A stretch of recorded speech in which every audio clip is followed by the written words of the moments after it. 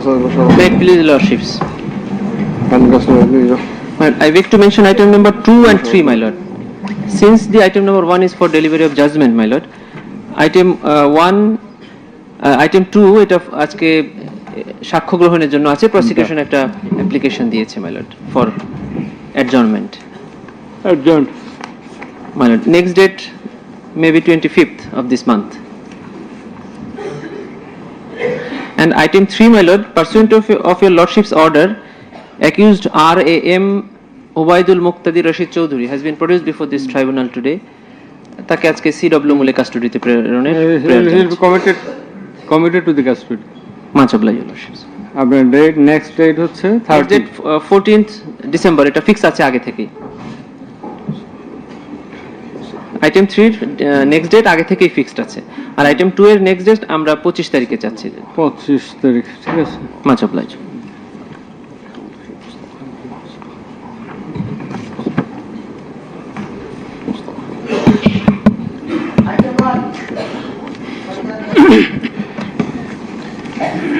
May it please your lordships.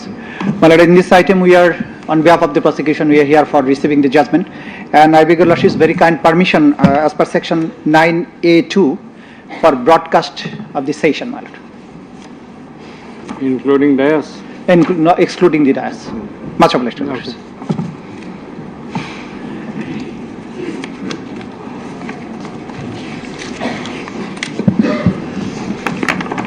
Much awaited judgment.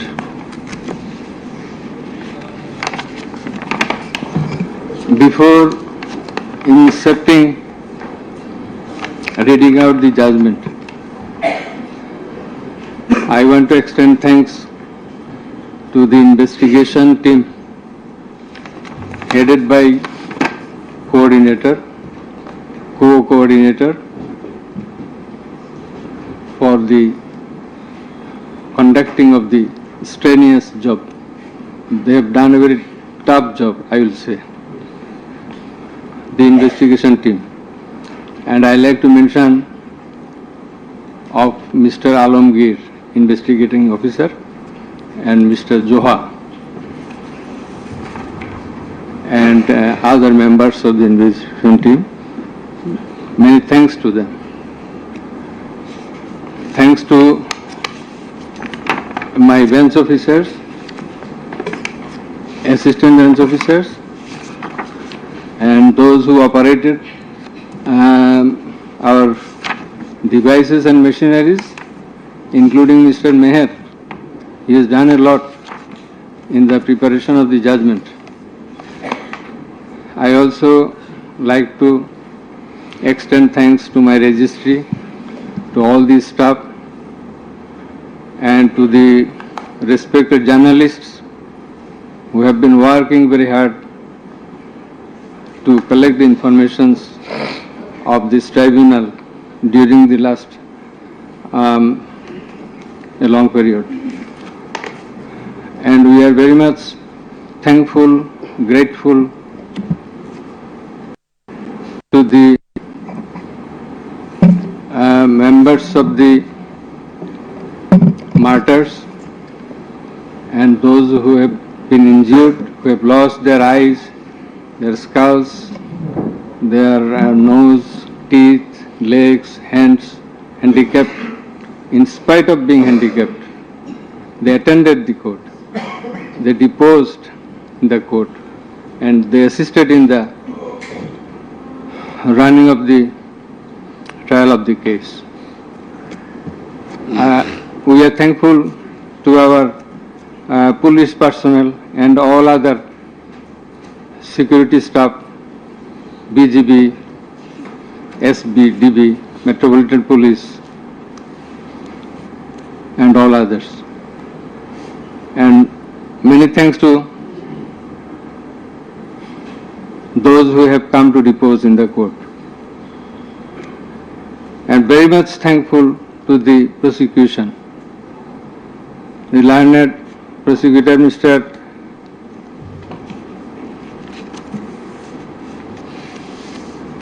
Mizanul Islam, Mr. Ghazi Manoharul Hussain,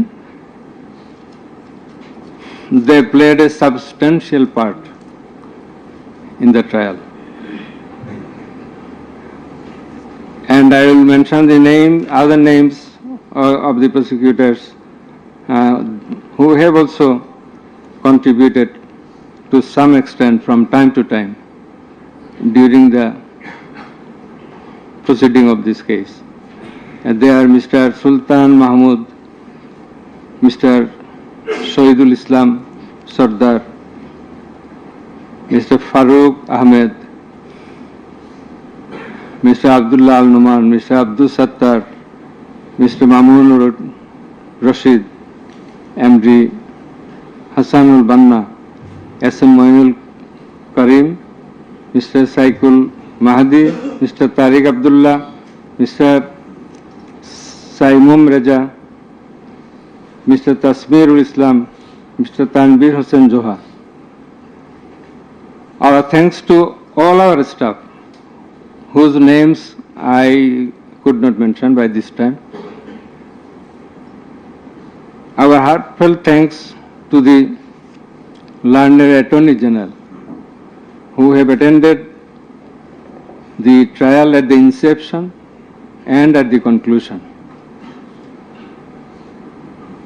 Over and above,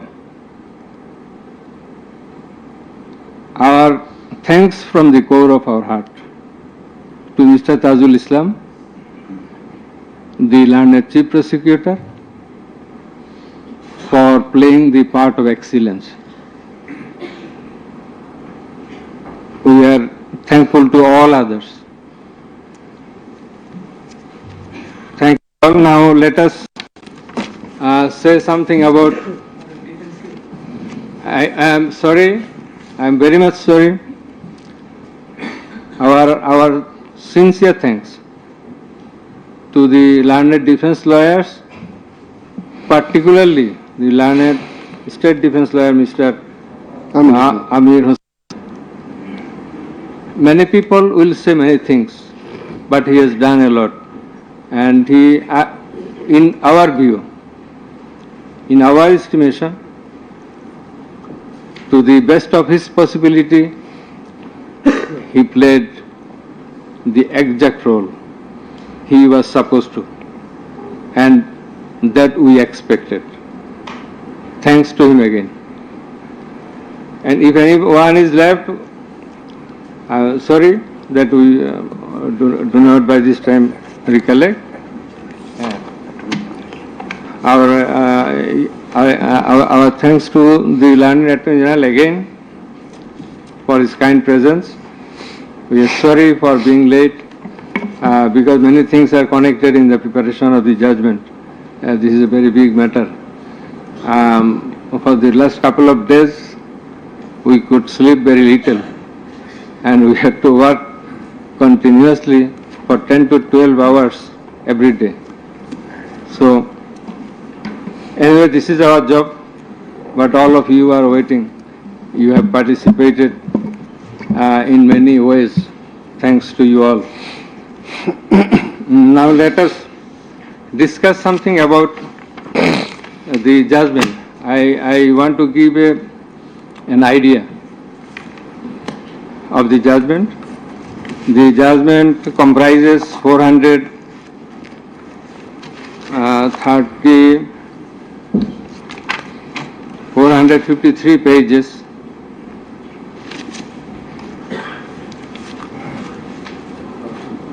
And it consists of 6 parts. The first part includes the index, description of the prosecutors, learned prosecutors and the learned defense counsels, introduction of the accused, origin and object of the tribunal, jurisdiction of the tribunal. Article 7 of the Rome Statute, which is the basis of trial of our tribunal. Elements of the crime against humanity. We are trying the offense, we are holding trial of the crime against humanity. So, elements of crime against humanity, these are enunciated by the Rome Statute and being followed and exercised by the International Criminal Court and other international tribunals.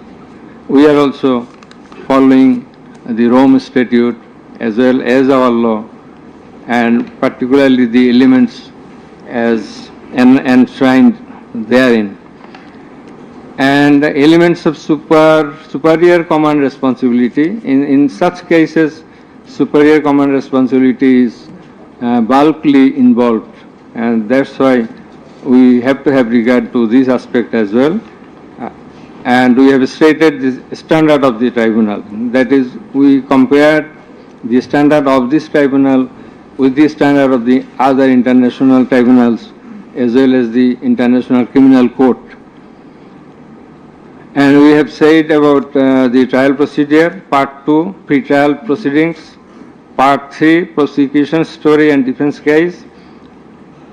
We have stated about learned chief prosecutor submission on charge, learned state defense counsel's submission on charge, thereupon decision on charge, and then we have given the description of evidences in Part 4. In Part 4, we have also given an account of the testimonies of the prosecution witnesses. In Part 5, we have given the illustration of the evidences, that is the discussion of the evidences. Used arms and ammunitions. We have given an account of the used arms and ammunitions. We have given a description, we have discussed about the telephonic conversations of accused Sheikh Hasina with a number of persons from time to time. We have discussed and extracted the reports of daily newspapers concerning the issues of this case, reports of United Nations Human Rights Commission, reports of Adhikar, another Human Rights Commission, reports of Human Rights Watch, and Globe Institute, and so on. We have discussed about the videos of the occurrences which have been displayed in the tribunal. And we have described the extent of cruelty administered upon the victims who have died and who have been seriously injured and lost their vital organs of the body. And we have talked about seized alamots. We have given account of the murders, number of murders, in accordance with the Gazette notifications published by our government and in accordance with the reports of United Nations Human Rights Commission and other organizations. In this context, I want to say that the exact report of martyrs or the victims or the sufferers or the injured persons or those whose whereabouts could not be traced, this is quite natural. You will understand that since our liberation war in 1971, still we could not finalize the list of martyrs, the list of freedom fighters, list of the war criminals and others. So there are lists, but it varies. So it's a timely matter. It may vary. Somewhere you will find the figure 800, somewhere 1000, somewhere 1400. So substantial amount of the protesters have been killed. This is the fact. We have described the police messages and directions passed from the high-ups to the downwards for doing the needful to control the protesters, curfew orders. Then in Part 6, we have described, we have given an account of the learned chief prosecutor's arguments. The points of arguments, pertinent points of arguments have been described. We have also described the pertinent points of arguments raised by the learned State Defence Council. Thereafter, we have given an account of our observations and inference, and finally, we passed the order. So, this is all about the judgment.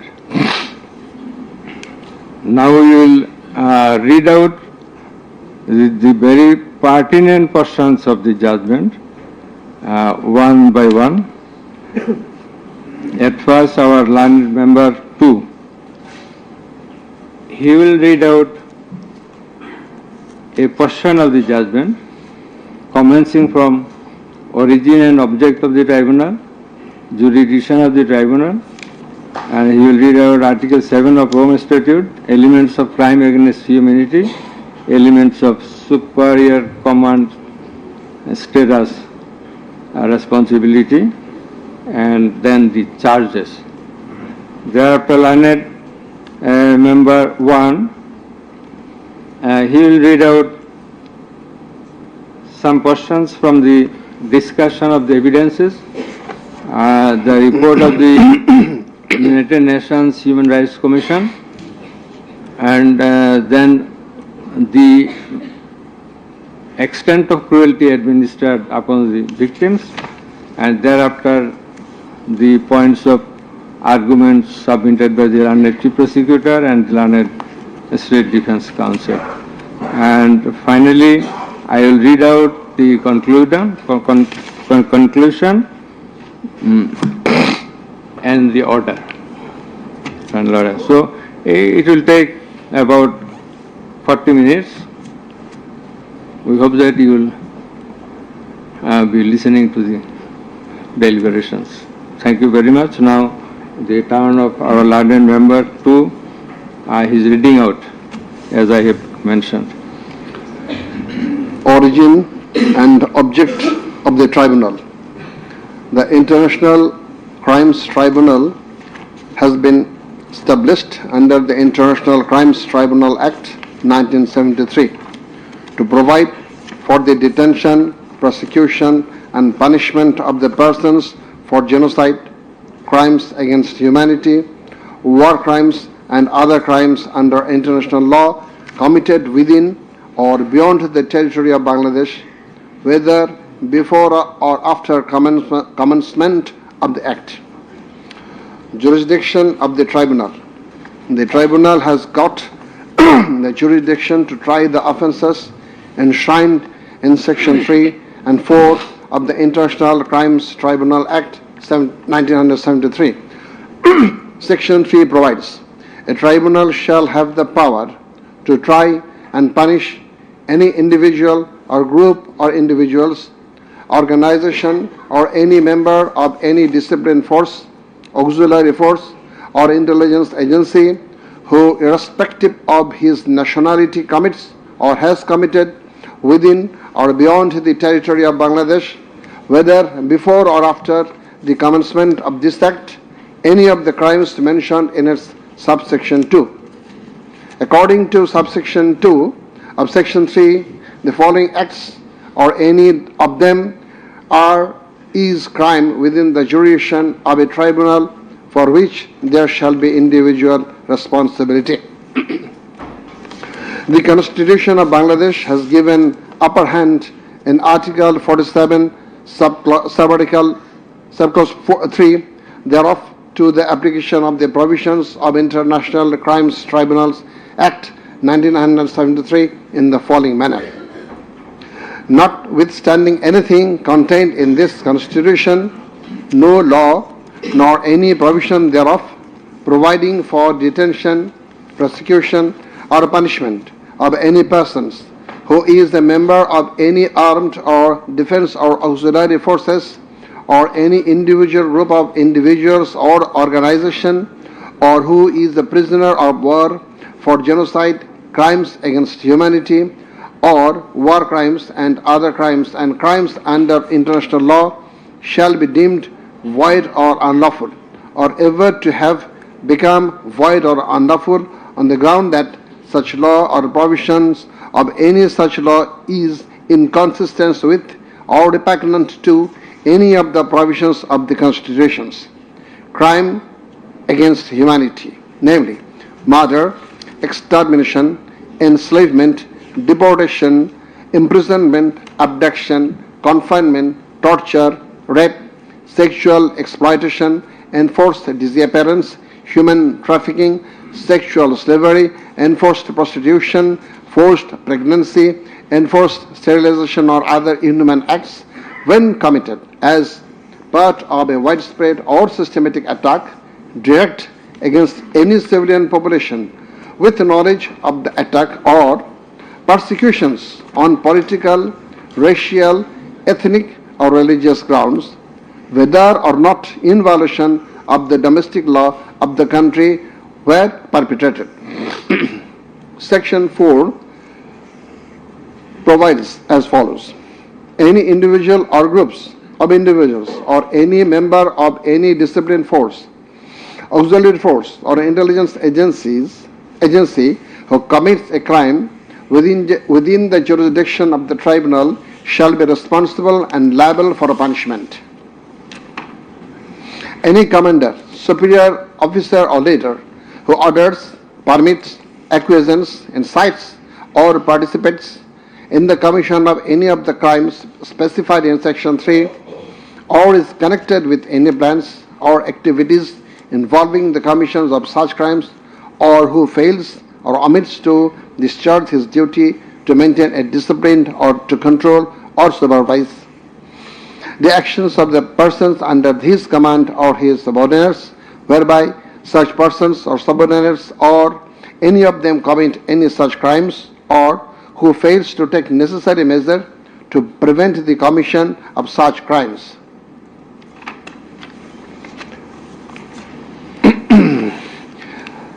Now, crimes against humanity according to Rome Statute. For the purpose of this statute, crime against humanity means any of the following acts when committed as part of a widespread or systematic attack directed against any civilian population with the knowledge of the attack: A. Murder. I am reading the relevant ones: murder, torture, other inhuman acts of a similar character intentionally causing great suffering or serious injury to body or to mental or physical health. The core offense in the instant case is the crime against humanity. Thus, we have to see what elements are required to constitute this crime. In Section 4 of the Act, there must be an attack. B. The attack must be widespread or systematic. C. The attack must be targeted a civilian population. D. The attack must be within the knowledge of the superior, or the superior should have known of the attack in order to hold him or her liable for the crime. The superior must have been in the control over the concerned subordinates. Elements of superior command responsibility. From the jurisprudence and eminent from the international crimes tribunals, it is generally agreed that 4 elements must be proven for a person to be held responsible as superior. The elements are: 1. An international crimes must have been perpetrated by someone other than the accused. 2. There existed a superior subordinate relationship between the accused and the perpetrator. 3. The accused as a superior knew or had reason to know that the subordinate was about to commit such crimes or had done so. 4. The accused as a superior failed to take the necessary and reasonable measure to prevent such crimes or punish the perpetrator. Section 4, subsection 2 of the International Crimes Tribunal Act provides that any commander or superior officer who orders, permits, acquiesces, or participates in the commission of any of the crimes specified in section 3, or is connected with any plans and activities involving the commission of such crimes, or who fails or omits to discharge his duty to maintain discipline or to control or supervise the actions of the persons under his command or his subordinates, whereby such persons or subordinates or any of them commit any such crime who fails to take necessary measures to prevent the commission of such crime is guilty of such crimes. Now, I am going to read the charges. On the point of the jurisdiction of this tribunal raised by the learned State Defence Council, it may be noted that there is no scope in law to raise such question, since question of jurisdiction of the tribunal is barred by Section 24 of the International Crimes Tribunal Act. Regarding the allegations against the accused, he merely made flat denials thereto without showing anything subsistence contrary to the acts complained of. On the other hand, on perusal of the formal charges and the documents submitted therewith, and also in consideration of the submission of the learned Chief Prosecutor and the learned State Defence Council, it has been made to appear to us that there are sufficient grounds for framing charges against the accused under Section 3, subsection 2, read with Section 4 of the Act. On hearing both sides, 5 charges were framed against accused Sheikh Hasina individually, and separate 5 charges were framed against accused Asaduzzaman Khan Kamal and Chaudhry Abdullah Al Mamun jointly. But on scrutiny of the documents and examination of the witnesses of the tribunal deems to condign to reshape the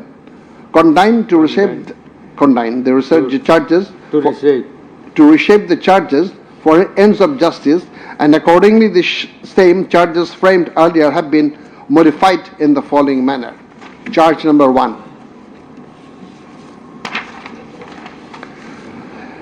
Incitement in order to attack and kill protesting students of Dhaka University and other academic institutions of the country, and also failure to take preventive and punitive measures, and thus killing hundreds and severely injuring thousands of protesters during July Uprising 2024, commencing on 1st July 2024 and ending on 5th August 2024, accused Sheikh Hasina as the Prime Minister of Bangladesh and the President of the ruling party of Bangladesh, Awami League, as well as 14th Party Alliance, in a press conference on 14/7/24 at Ganabhavan, made the following derogatory remark.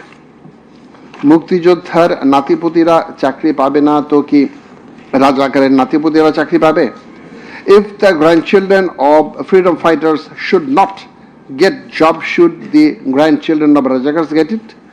Pointing towards the protesters of anti-discrimination student movement while demanding rational reform of quota system in government job, whereby the left defamed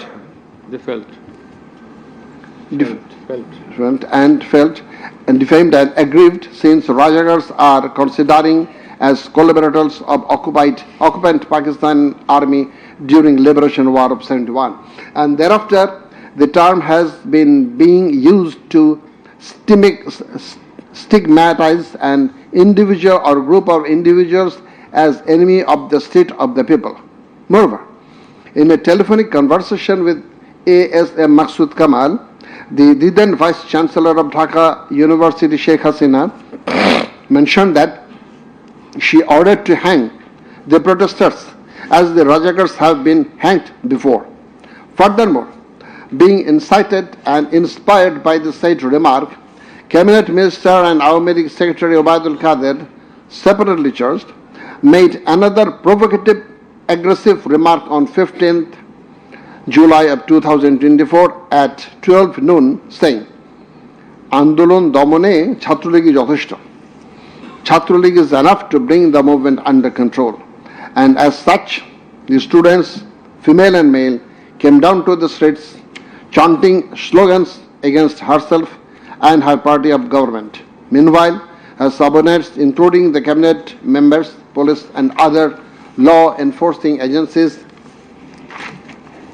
activist of four-party Awami League and its affiliated and allied organization go to incited and inspired of the aforesaid remarks of you and Obaidul Qadir, and thus they launched widespread and systematic attack within your full knowledge upon the peaceful statement protesters in Dhaka University, causing 297 students injured and many others in different educational institutions throughout the country, including Rangpur Begum Rokeya University, where Abu Said was brutally shot dead by police. By your incitement and order to kill the protesting students who have been injured and killed as the foresight, and also by failure to take preventive and punitive measure against the perpetrators, accused Sheikh Hasina committed the crimes against humanity under Section 3, subsection 2, under Section 4, subsection 1, clause B, and Section 4, clause 3. Subsection 3, read with Section 20A of the International Crimes Tribunal Act 1973. Charge number 2, order to use lethal weapon, drones and helicopters to kill the protesters and execution of the order. During the July uprising 2024, accused Sheikh Hasina held a conversation over telephone with Dr. A.S.M. Maksud Kamal, the then Vice Chancellor of Dhaka University, from Ganabhavan on 14th July 2024 at about 11 p.m., wherein she mentioned that she already ordered to kill the protesters like the Rajakars who have been hanged before. Again on July 18th, Sheikh Hasina conversed over telephone with Sheikh Fazle Nur Taposh, the then Mayor of Dhaka South City Corporation, mentioning that she had already given direction to the law enforcement agencies to use helicopter and lethal weapons to kill and eliminate the peaceful, unarmed civilian protesters, and also ordered them to use drones to locate the protesters. She also told him that she passed orders to arrest and protesters across the country. As a result of above statement, directions, the Home Minister Asaduzzaman Khan Kamal and the Inspector General of Police Chaudhry Abdullah Al Mamun successively implemented the directions through their underlings, that is law enforcing agencies, by deploying drones and helicopters in the sky, killing about 1,400 protesters, including women and children, indiscriminately and gravely injuring about 25,000 of them throughout the country by using lethal weapons everywhere from 16th July 2024 and helicopters somewhere from 18 July 2024 up to 5th August 2024, and thereby Sheikh Hasina, Asaduzzaman Khan Kamal and Chaudhry Abdullah Al Mamun committed crimes against humanity as a joint criminal enterprise punishable under Section 3, subsection 2, clause A, G, H, Section 4, clause B, C, Section 4, subsection 3, read with Section 20A of the International Crimes Tribunal Act. Charge number 3, killing 6 protesters at Chankharpur with lethal weapons. The protesters convened a program titled March to Dhaka to be held on 5th August and made a call to the people of all walks throughout the country to march to Dhaka on the scheduled day. People of all spheres began to assemble in Dhaka from every part of the country on August 5th.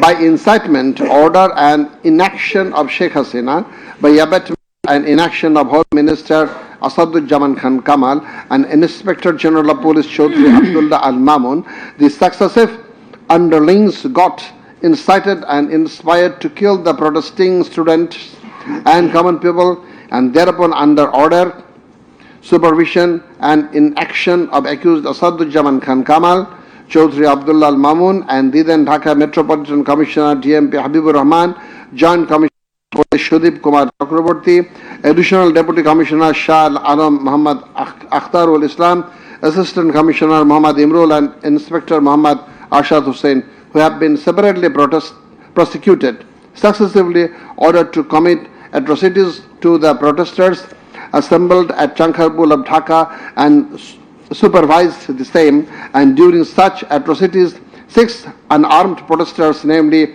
Shahriyan Khan Anas, Sheikh Mahdi Hassan Junaid alias Mustaqin, Muhammad Yaqub, Muhammad Rakib Hauladar, Muhammad Ismamul Haq and Manik Mia alias Shahrik were shot dead by Constable Shujan Hussain, Constable Imaj Hussain and Constable Nasirul Islam, who have been separately prosecuted at Chankharpur as part of widespread and systematic attack. The aforesaid killings took place pursuant to the order of Prime Minister Sheikh Hasina, within her full knowledge and under successive order, supervision and within the knowledge of Home Minister Asaduzzaman Khan Kamal and Inspector General of Police Chaudhry Abdullah Al Mamun, and by such killings they committed crimes against humanity as joint criminal enterprise by order, abatement and inaction to prevent and punish the perpetrators under Section 3, subsection 2, read with Tribunal Act 1973. So these are now the turn of learned member 1.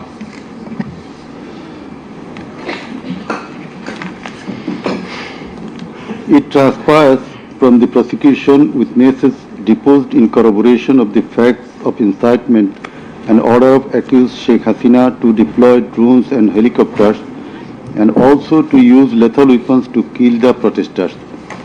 The daily newspapers of Bangladesh also published reports of such incitement and order of Sheikh Hasina. Moreover, the prosecution executed the pen drive CD containing telephonic conversation of Sheikh Hasina with Dhaka University Vice Chancellor A.K.M. Maqsood Kamal, Dhaka South City Corporation Mayor Fazlenut Taposh and Hasanul Haq Inu.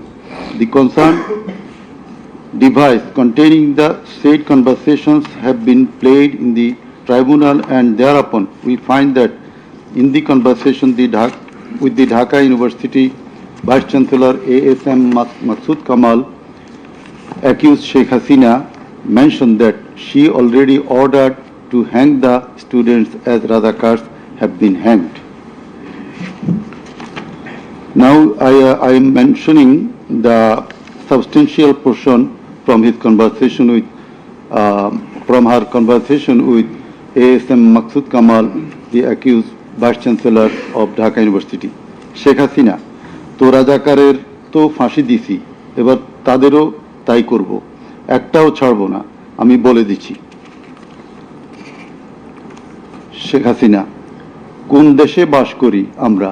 এদেরকে বাড়তে বাড়তে তো রাজাকার অবস্থা হয়েছে, দেখিস নাই? সবগুলোকে ফাঁসি দিছি, এবার তোদেরও ছাড়বো না। শেখ হাসিনা, সব এইগুলাকে বাইর করে দিতে হবে, আমি বলে দিছি, আজকে সহ্য করার পরে অ্যারেস্ট করবে, ধরে নেবে এবং যা অ্যাকশন নেওয়ার নেবে।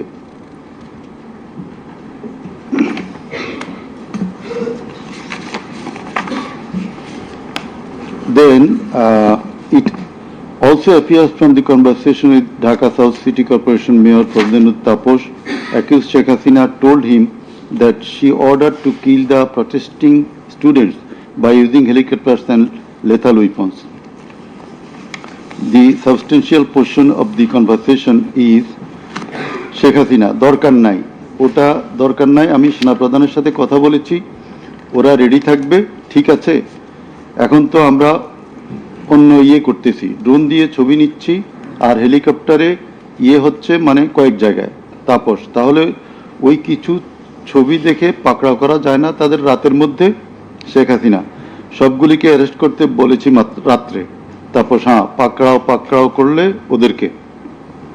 শেখ হাসিনা, না, ওটা বলা হয়ে গেছে, ওটা নিয়ে র্যাব, ডিজিএফআই, এনএসআই সবাইকে বলা হয়েছে যে যেখান থেকে যে কয়টা পারবা ধইরা পেল। তাপস, জি। শেখ হাসিনা, ওটা বলা আছে, আর এখানে গ্যাদারিং দেখবে সেখানে, আর যেখানে গ্যাদারিং দেখবে সেখানে ওই উপর থেকে এখন উপর থেকে করাচ্ছি, অলরেডি শুরু হয়েছে কয়েকটা জায়গায়। তাপস জি। শেখ হাসিনা, আমার নির্দেশনা দেয়া আছে, ওপেন নির্দেশনা দিয়ে দিছি, এখন লেথাল উইপন ব্যবহার করবে, যেখানে পাবে সোজা গুলি করবে। তাপস জি জি।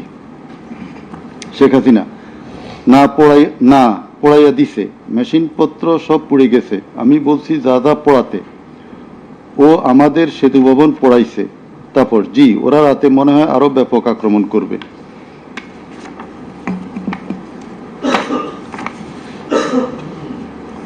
In the conversation with the Hasanullah Inu, accused Sheikh Hasina mentioned of bombing upon the protesters from the helicopter. The substantial portion, relevant portion from the conversation. Sheikh Hasina, না আমি বলছি ক্যাজুয়ালিটির দরকার নাই, ওরা ব্যারিকেড নিয়ে আছে তো ঠিক আছে, আকাশ থেকে নামবে, তখন দুই পাশ দিয়ে ধরবে, মেসেজটা দিয়ে দিতে পারেন যে সেনা পাঠানো হচ্ছে আর হেলিকপ্টার দিয়ে সোজা বম্বিং করা হবে, র্যাবের হেলিকপ্টার দিয়ে উপর দিয়ে মারবে। হাসানুল্লাহ কিনু, আপনি এই জামাত শিবিরের মেরুদণ্ডতা আবার ভেঙে দেন ঢাকা শহরে। শেখ হাসিনা, এক্কেবারে। শেখ হাসিনা, হ্যালো। হাসানুল্লাহ কিনু, হ্যালো জি, আসসালামু আলাইকুম, আমি ইনু বলছিলাম। হ্যালো। শেখ হাসিনা, হ্যাঁ বলেন। আচ্ছা, আমি এটা স্ক্রলে দিয়ে দিতে বলছি যে তোমরা ছাত্ররা সব ঘরে ফেরো, গার্ডিয়ানদেরকে বলছি এইখানে কিন্তু জঙ্গি হামলা হয়েছে। হাসানুল্লাহ কিনু, হ্যাঁ এটা রাইট। শেখ হাসিনা, না এটা আমাকে বেশ কিছু আন্তর্জাতিক পাইছি, তারা এটাকে জঙ্গি হামলা হিসাবে কনসিডার বলতেছে। হাসানুল্লাহ কিনু, হ্যাঁ জঙ্গি হামলাই হয়েছে, এই কার্ডটা খেলবো আমরা এখন। শেখ হাসিনা, না কার্ড খেলা না, এটা আমি আগে করি নাই, কিন্তু আমাকে আন্তর্জাতিক সংস্থা থেকে মেসেজটা দিচ্ছে যে এটা জঙ্গি হামলা। হাসানুল্লাহ কিনু, জঙ্গি সন্ত্রাসের মোকাবিলা করছে এখন সরকার। শেখ হাসিনা, তারা আমাকে এটাই বলছে যে এটা জঙ্গি হামলা, দিয়ে দিব পেপারে।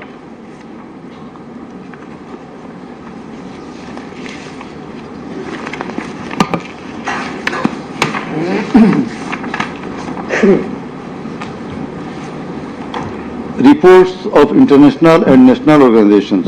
United Nations Human Rights Office held an investigation into July-August 2024 atrocities in Bangladesh and mentioned in its report that the following inhuman and unlawful acts were committed by protesters during the movement and reported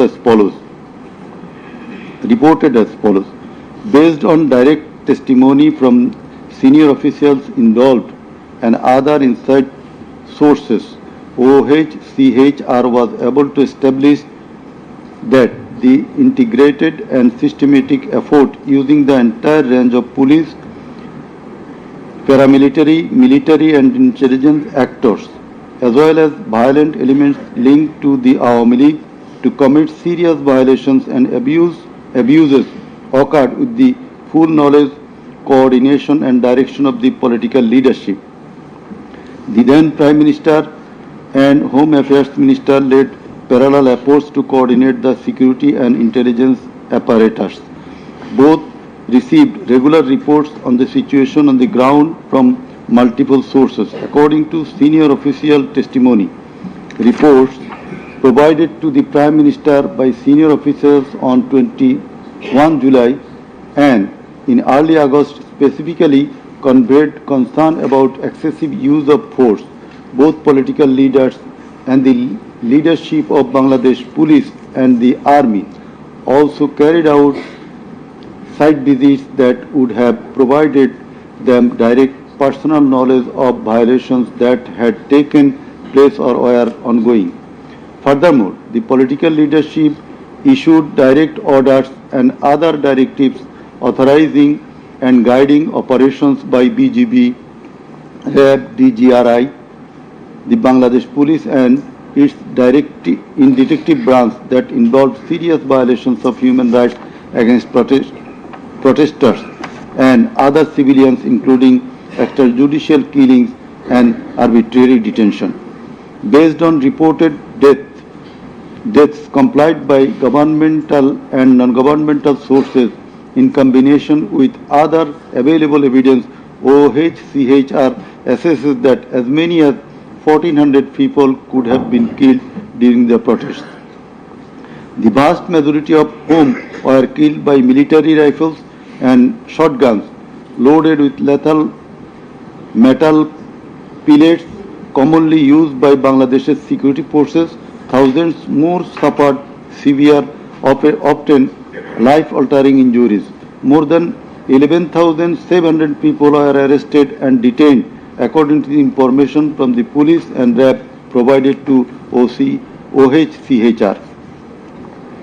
Government attempted to intimidate and delegitimate the student protest movement, mobilized of Chhatra League, police and paramilitary forces, materialize of policing in Bangladesh, incited violence by armed Awami League and activists on and around university premises, conducted coordinated attacks by armed Awami League supporters and the police, use of force violations by police, RAB and BGB, including extrajudicial killing, like killing Abu Said of Begum Ruqayya University, Rangpur, 16 July, made systematic indiscriminate use of shotguns loaded with lethal ammunition, suppressed peaceful assembly at Dhaka University on 17 July. Police, RAB and BGB extrajudicially killed protesters in Uttara on 18 July. Disproportionate and indiscriminate use of firearms in response to violent unrest, indiscriminately shooting in Rampura and Badda by BGP and police on July 19. Violently cleared the Dhaka-Chattogram highway in Jatrabari on between 16 to 21 July. Extrajudicial killings to suppress the march to Dhaka on August 5 involved the army who shot at protesters at Jamuna Future Park on 5th August 2024, used helicopter to intimidate and deploy possibly unlawful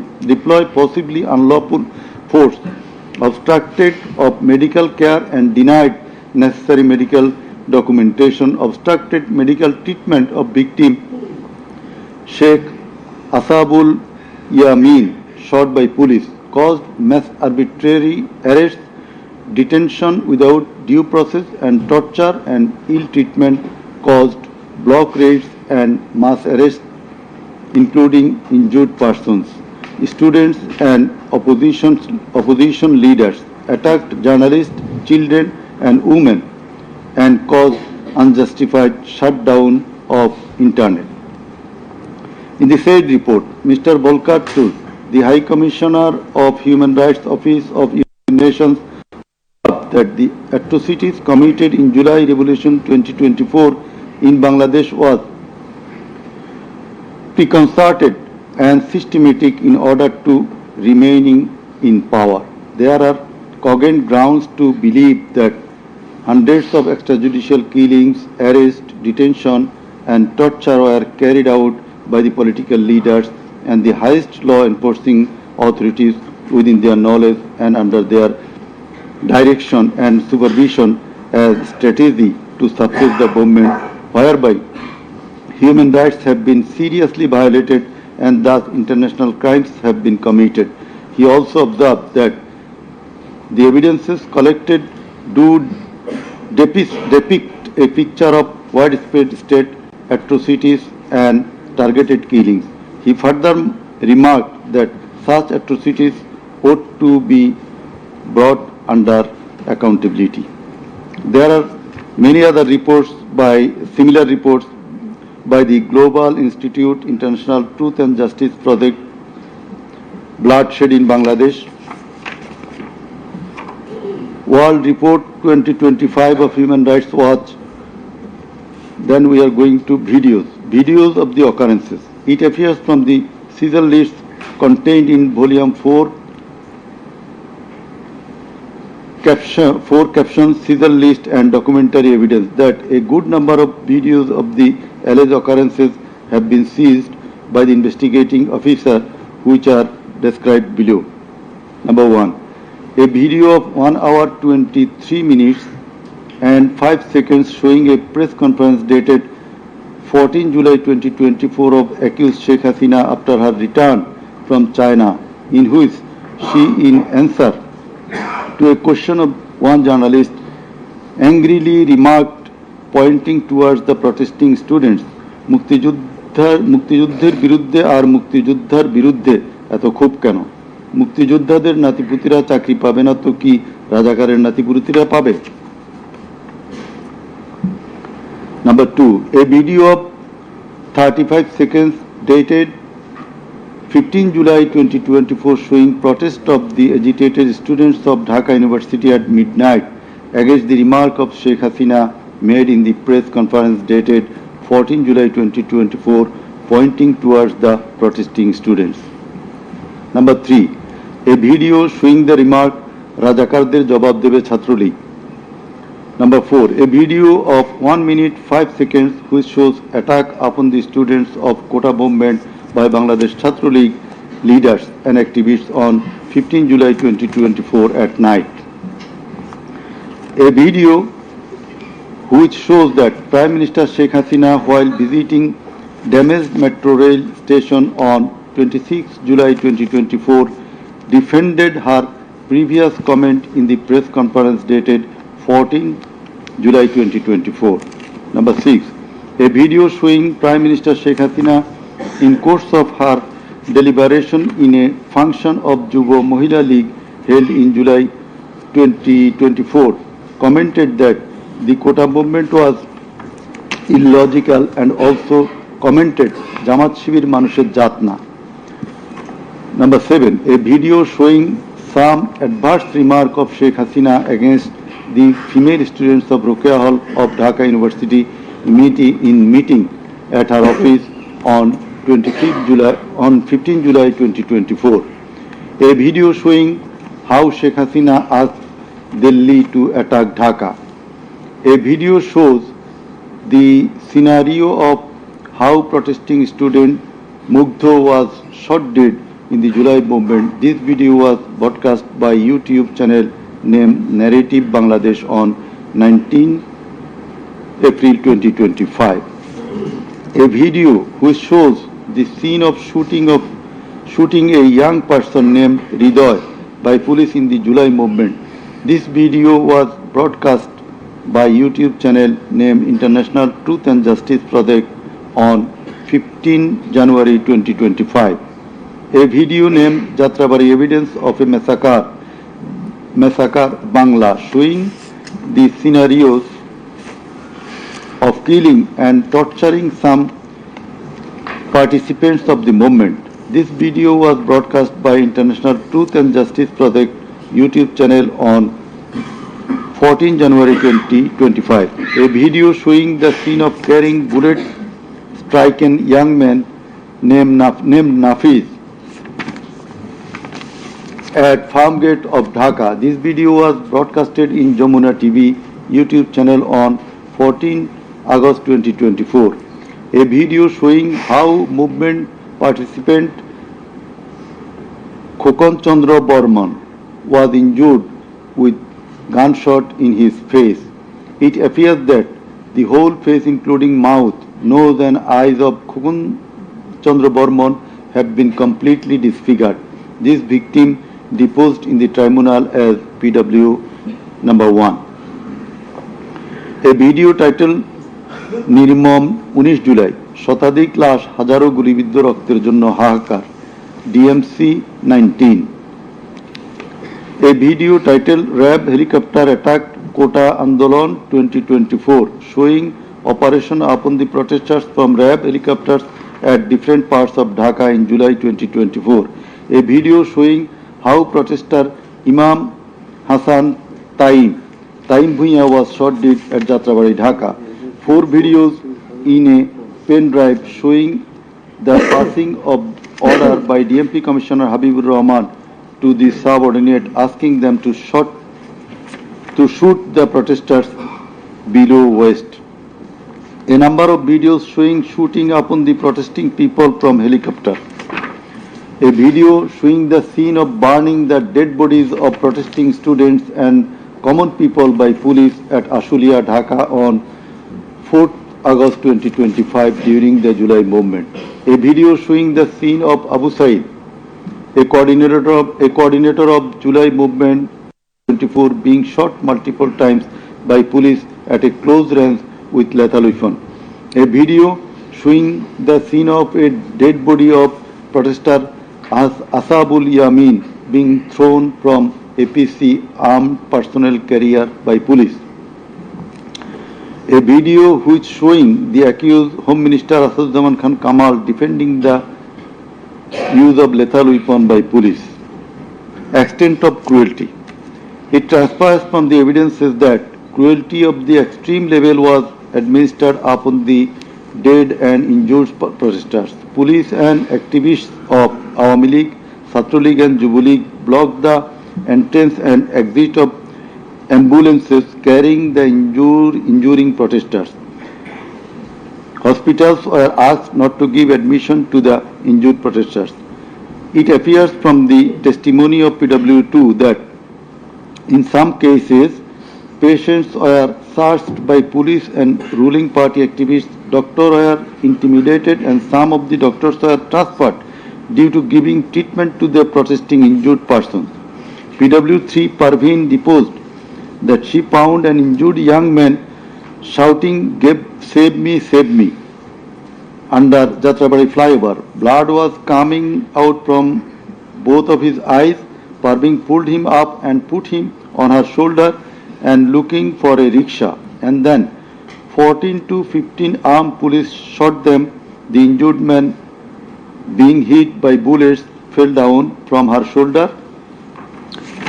They also shot PW Parveen at her left eye, lower abdomen and other parts of the body. Blood was gushing out of her body and thus she fell down. Coordinator of the movement, Abu Said of Begum Ruqayya University, Rangpur, was shot at a close range. Doctors were forced to change his post-mortem report 5 times. PW8 Naim Chikdar was shot at a close distance of 5 meters. He was hit by 500 bullets and 3 hospitals refused to admit him, apprising that Prime Minister Sheikh Hasina instructed to refuse admission to the protesting patients. PW8 also said that Chhatra League activists were searching him and as such he was hidden in separate room by the doctors. It is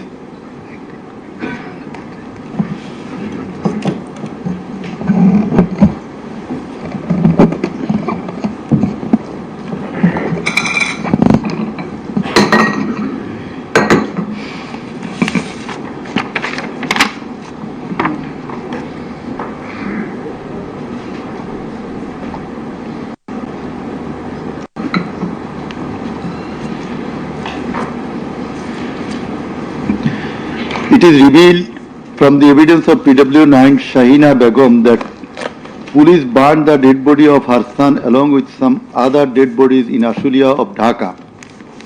PW10 MD Enab Nazez Zaki also stated that his son was killed and then the dead body was burnt by police in Ashulia. We find from the testimony of PW10 Asabur was shot dead and set ablaze. It appears from the testimony of PW13 Dr.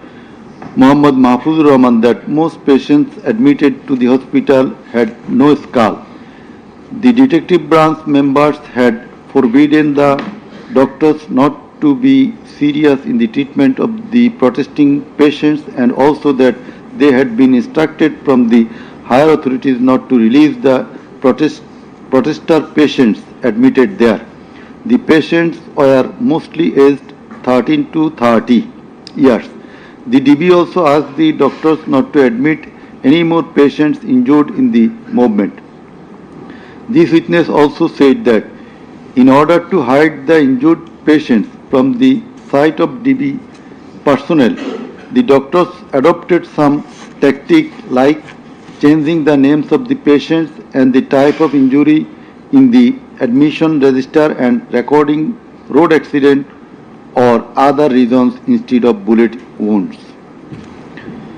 It appears from the evidence of PW15 Dr. Hassanul Banna that police and Awami League activists prevented treatment of the protester patients, prohibited new admission of such patients, checked admission register, took away list of patients, set down entrance of the hospital and prevented entrance and exit of the ambulances and patients. This witness also said that one patient named Mustaqin Billah was admitted through an alternative entrance. To save the protester patients, the doctors had to change the name of the patients and particular of their problems, remove them from the general ward to the post-operative ward, ICU special cabin. He added that treatment was given to such patients at risk of life of the doctors. We find from the deposition of PW18, Dr.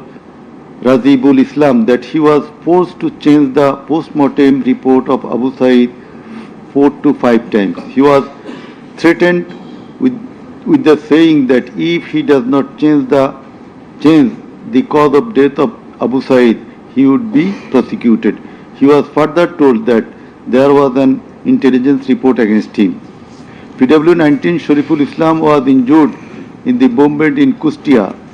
62 pellets were removed from his body and 500 more still in his body. It is revealed from the evidence of PW21 Dr. Zakia Sultana that on 18 July 2024 they received 200 patients aged about 14 to 25 years with bullet injuries. On 19 July 2024, also similar number of patients with bullet injuries were admitted in the hospital. Numerous patients with bullet injuries were admitted on 4th, 5th, 6th August 2024. It further appears from the evidence of this witness that out of apposite patients, 493 lost one eye forever, 11 lost both eyes forever, 28 lost vision of both eyes, and 47 lost vision of one eye. It appears from the evidence of PW22, Mr. Idris, that while his son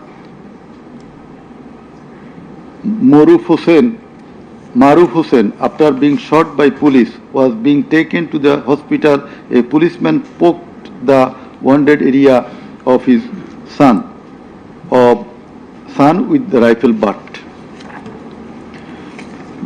PW23 Amena Akhtar deposed that while Home Minister Asadzaman Kamal and IGP Chaudhry Abdullah Al Mamun were passing across Datrabari, one police officer was showing them a video of their attacks on protesters and said, "Guli kori ekta, more ekta, ahuto hoy ekta, ektai jay, bakita jay na." It transpires from the testimony of PW27, Dr. Mashuk Ahmed, that Satrolik activists stopped ambulance carrying protesting wounded near Shahidullah Hall of Dhaka University. They also checked the patient identity, asked the doctors not to treat the wounded protesters and also not to be so serious in their treatment. He further said 5 doctors were transferred elsewhere due to rendering treatment to protesters with bullet injuries.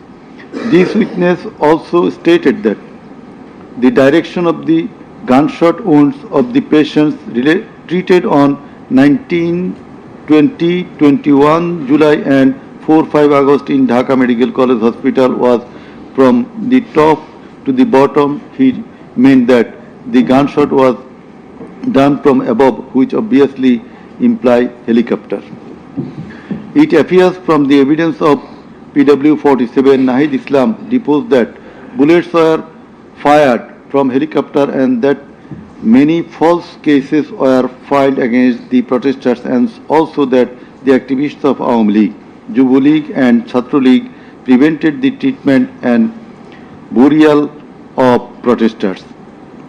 Furthermore, some of the protesters were forcibly disappeared and many dead bodies of the protesters were concealed.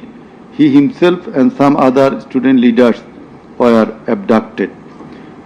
PW 48 Ali Ahsan Junaid stated that on 15 July 2024, Chhatra League activists brutally attacked and injured the Dhaka University students, hindered going to the hospital and tortured them in the hospital. He further said that the protesters were fired from the helicopter.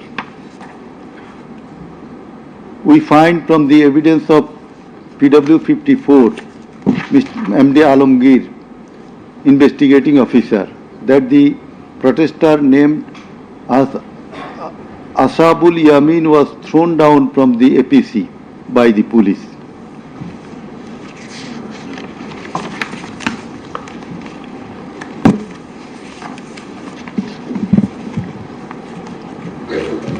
Summing up by the learned Chief Prosecutor. The learned Chief Prosecutor advanced argument on conclusion of the testimonies of the prosecution witnesses. He submitted that the instant case is an unprecedented and unexceptional one in the history of this subcontinent. After achieving independence in 1971, the people of the country had a great expectation and belief that all sorts of suffering, poverty, tyranny and high-handedness of the government and the mighty quarters would come to an end and people would enjoy liberty, happiness and all fundamental rights, but all these have been doomed to ashes. The learned prosecutor dubbed the ruling party Awami League as fascist ab initio. From the very inception of independent Bangladesh, the Awami League government concentrated to perpetuate its power by way of exploitation, torture, killing, abduction, denial of democracy and fundamental rights of the people, freedom of press and speech, as well as social justice, and thereupon established dictatorship by forming Bhakshal. The then Awami League government, led by Sheikh Mujibur Rahman, planned in connivance with a neighboring country to weaken and abolish our glorious army and thus formed Rakhi Bahini, an armed organized parallel to the army. In the like way, after coming to the power in 2008, accused Sheikh Hasina's government committed the same acts like torture, abduction, killing, false prosecution, imprisoning, confinement, enforced disappearances, so dominated judiciary, restricted the freedom of press and freedom of speech. Sheikh Hasina oppressed the critics, writers, journalists, members of civil societies, lawyers and judges, and ousted many of them from the country. The then Chief Justice Sheikh S.K. Sinha, eminent writer and journalist as well as historian Mahmudur Rahman, politician and journalist Pinaki Bhattacharya, Shafiq Rahman, Ilyas Hussain, Kanak Sarwar, Mushfiqul Fazl Ansari, Oliullah Numan, Shahid Alam, Jawad Nirjor, Tasneem Khalil, Julkarnain Shair, Barrister Abdul Razzaq were driven out of the country for speaking the truth and criticizing the government's misrule, oppression and loopholes. In 2008, with Sheikh Hasina's conspiracy as that of her father, 57 senior army officers, while an deputation in Bangladesh Border Guard, that is BGB, were killed in an official congregation of Pilkhana BGB headquarters by the Awami League leaders and loyal army officers. Thereafter no action was taken against those killers. In 2013, the law enforcers and the ruling party activists killed hundreds of innocent young and underage madrasa students in a congregation arranged by Islamic organization Hefazat-e-Islam at Shapla Chattor, Dhaka, without any cogent reasons, and thereafter no action was taken against the killers. For perpetuating her power, accused Sheikh Hasina politicized judiciary, army, law enforcing agencies, bureaucracies and all other departments and made them subservient of herself and her government.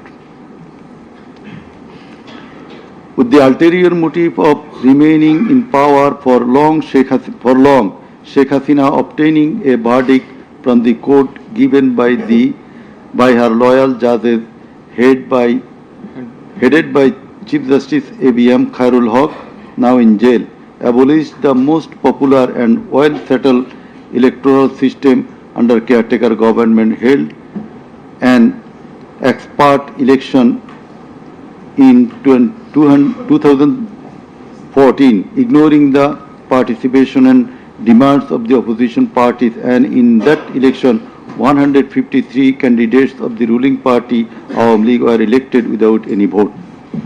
Again, a partial election was held in 2018, in which ballot boxes were filled up in the night preceding the day of election, without carrying the demands of the opposition parties for holding election by a caretaker government for the sake of security, fairness and transparency. Accused Sheikh Hasina held another partial ex-party election known as dummy election in January 2024 without allowing the political parties to participate.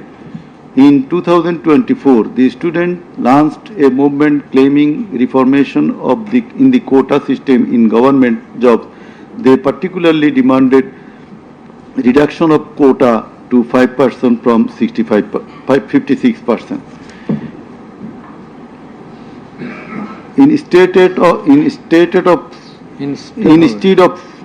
of fulfilling the demand of the students or speaking with them on the issue, Sheikh Hasina, in a press conference on 14 July 2024, made a derogatory comment pointing towards the students of Kota movement, saying, "Mukti Juddhar Nati Putira Chakri Pabe Nato Ki Rajakarer Nati Putira Chakri Pabe." Whereupon the student of Dhaka University got extremely agitated and assembled at Raju Bhaskurjo in front of TSC of Dhaka University, where they protested against Sheikh Hasina's humiliating comment and demanded her apology.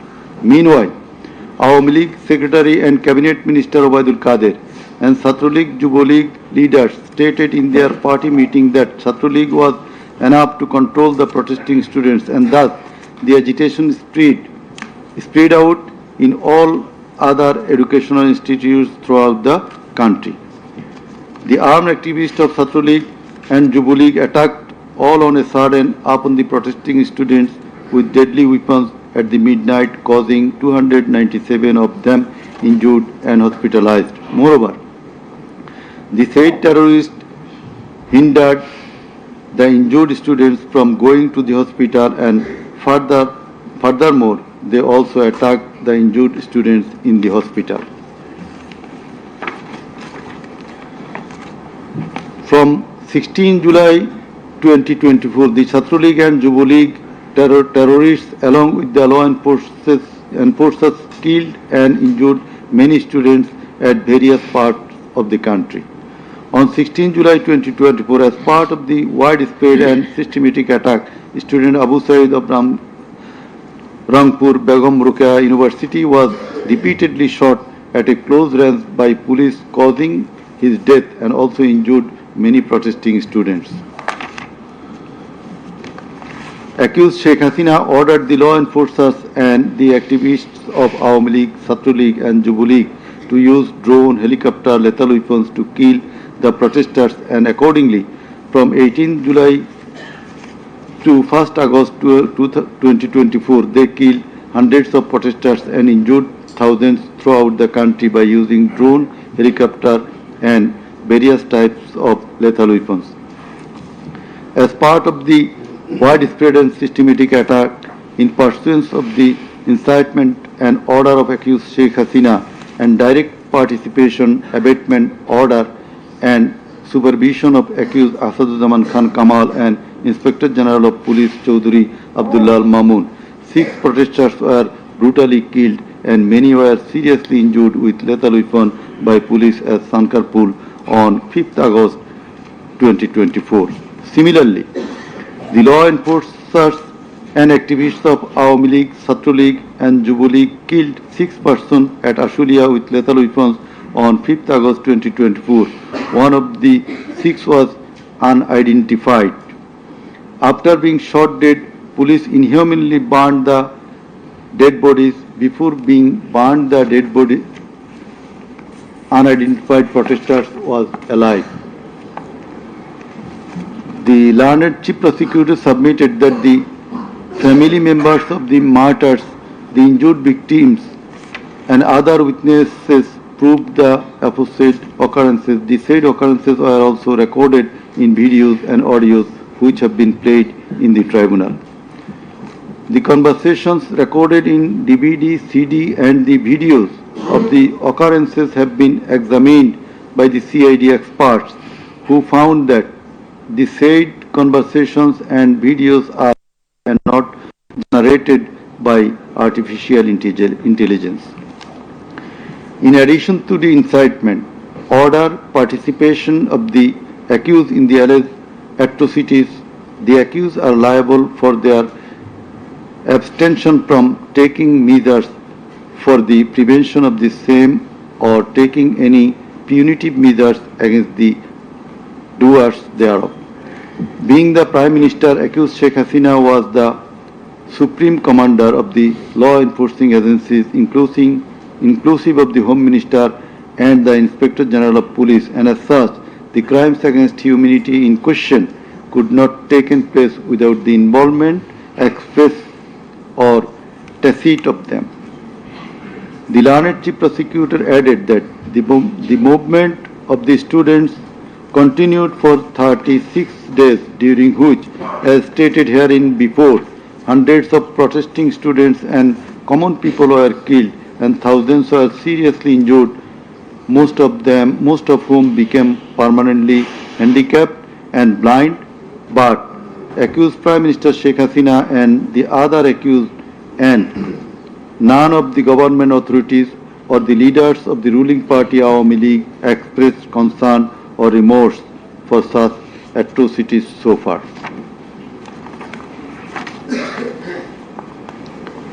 Accused Sheikh Hasina, instead of expressing remorse or seeking apology for the said crimes, continued to commit further crimes by threatening the present government, the International Crimes Tribunal personnel and the prosecutors and also the political party leaders in her hate speeches in audio conversations from time to time.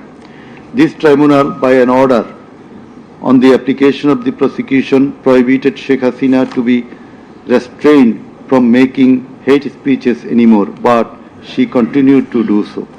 Sheikh Hasina committed contempt of this tribunal by threatening the concerned officials of the government as well as the tribunal personnel, inclusive of the prosecutors, to kill 226 persons and burn the houses of the rival party leaders and activists in an audio conversation with one of her party activists, for which the tribunal drew a contempt proceeding against her. In the said proceeding, the tribunal convicted Sheikh Hasina and sentenced her with 6 months imprisonment. The accused committed crimes against humanity jointly by their incitement, order, abatement, participation and inaction, which come within the purview of joint criminal enterprise and superior command responsibility. The authorities in question were widespread and systematic and were atrocities. The atrocities in question were widespread and systematic, and it was directed against the civilian population.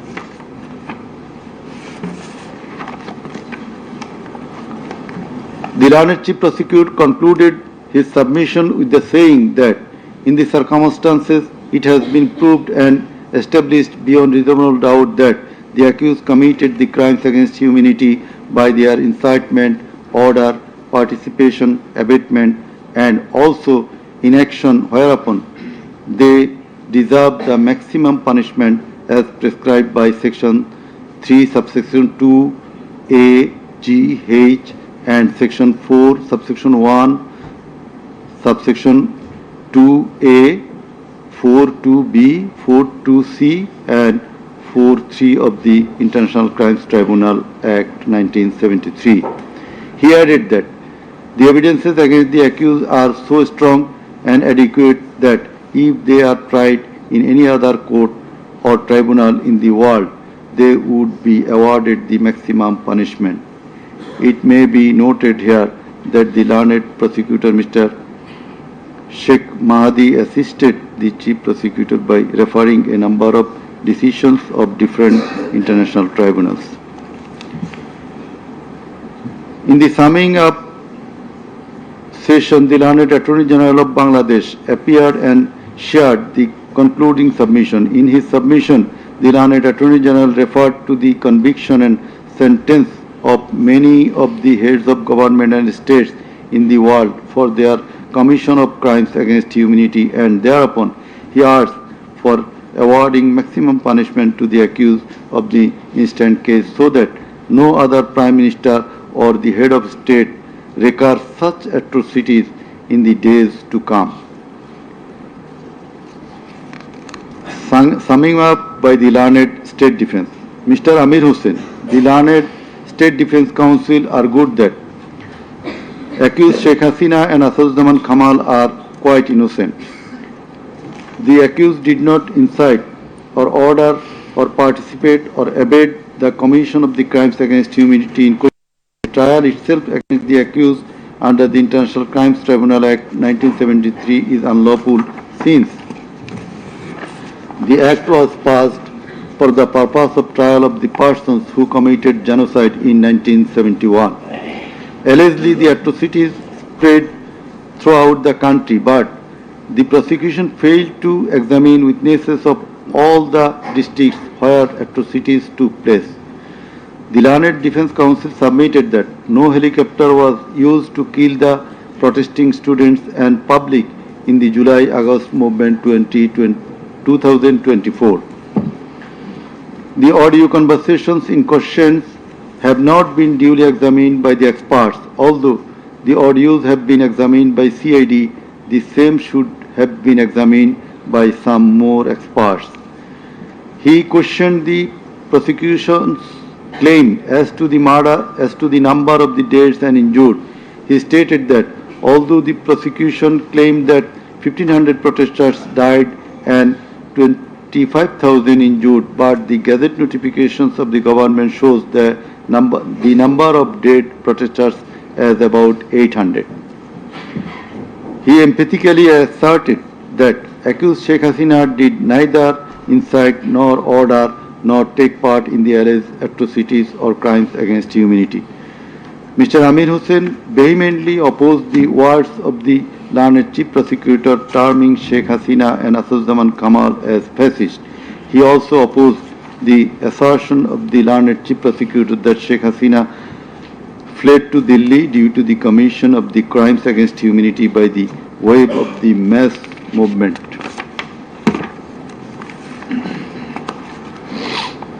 Rather, she was compelled to depart the country against her will.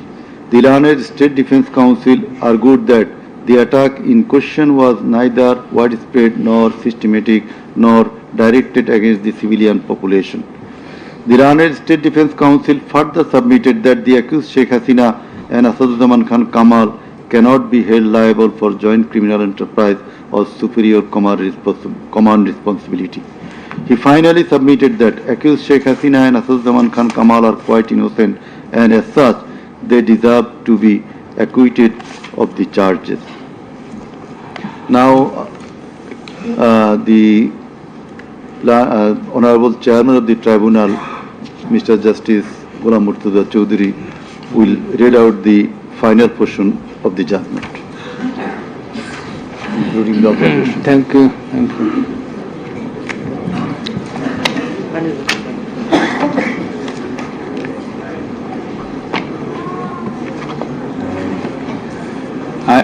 I will start with some matters of judicial notice. And before that, I am sorry that I did not mention the name of learned prosecutor Abdus Subhan, Mr. Abdus Subhan Tarabdar.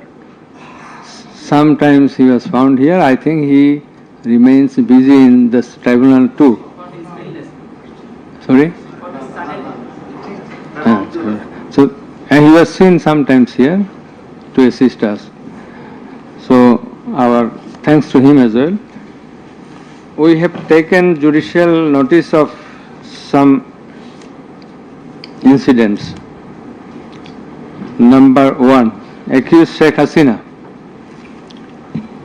started making contemptuous and hate speeches in the social media subsequent to the July movement 2024, whereupon she was ordered by this tribunal to be restrained from such speeches of contempt and hatred.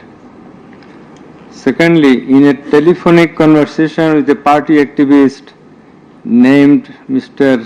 Shakil, accused Sheikh Hasina infringing tribunal's order made some hateful and contemptuous remarks, asking said activist Shakil to kill 226 persons, as 226 cases have been filed against her, and to burn the houses of the rival people, whereupon this tribunal convicted her for contempt of the tribunal and sentenced her to 6 months imprisonment. Another one, the tribunal has further noticed one of her interviews published in the Daily Star a few days ago.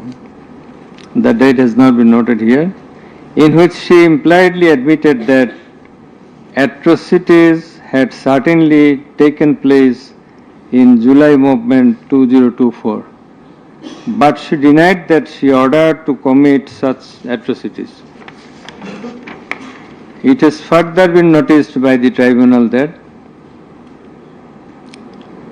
in another interview with a YouTube channel named Somoy of India, accused Prime Minister Sheikh Hasina admitted her responsibility for the July 24 atrocities in the words, within quotation, as the leader of the country, I assume ultimate leadership responsibility. Furthermore, we have noticed that Sheikh Hasina made an interview with Delhi Anandabazar of India on 7 November 25, wherein she admitted her superior command responsibility. So you may find the newspapers. Now I will start with our observations and inference. From the foregoing findings, facts and circumstances, it transpires that the students of Dhaka University and other academic institutions had launched a movement on 1 July 2024 demanding reformation in the quota system in the government jobs and continued the same till 5 August 2024. the government did not pay heed to the demands of the students.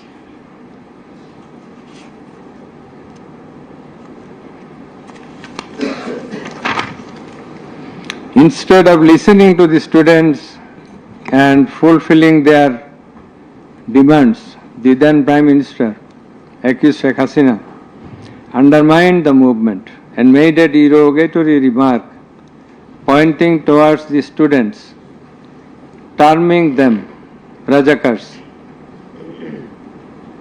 The term is an objurgation. In Bangla, this is a gali.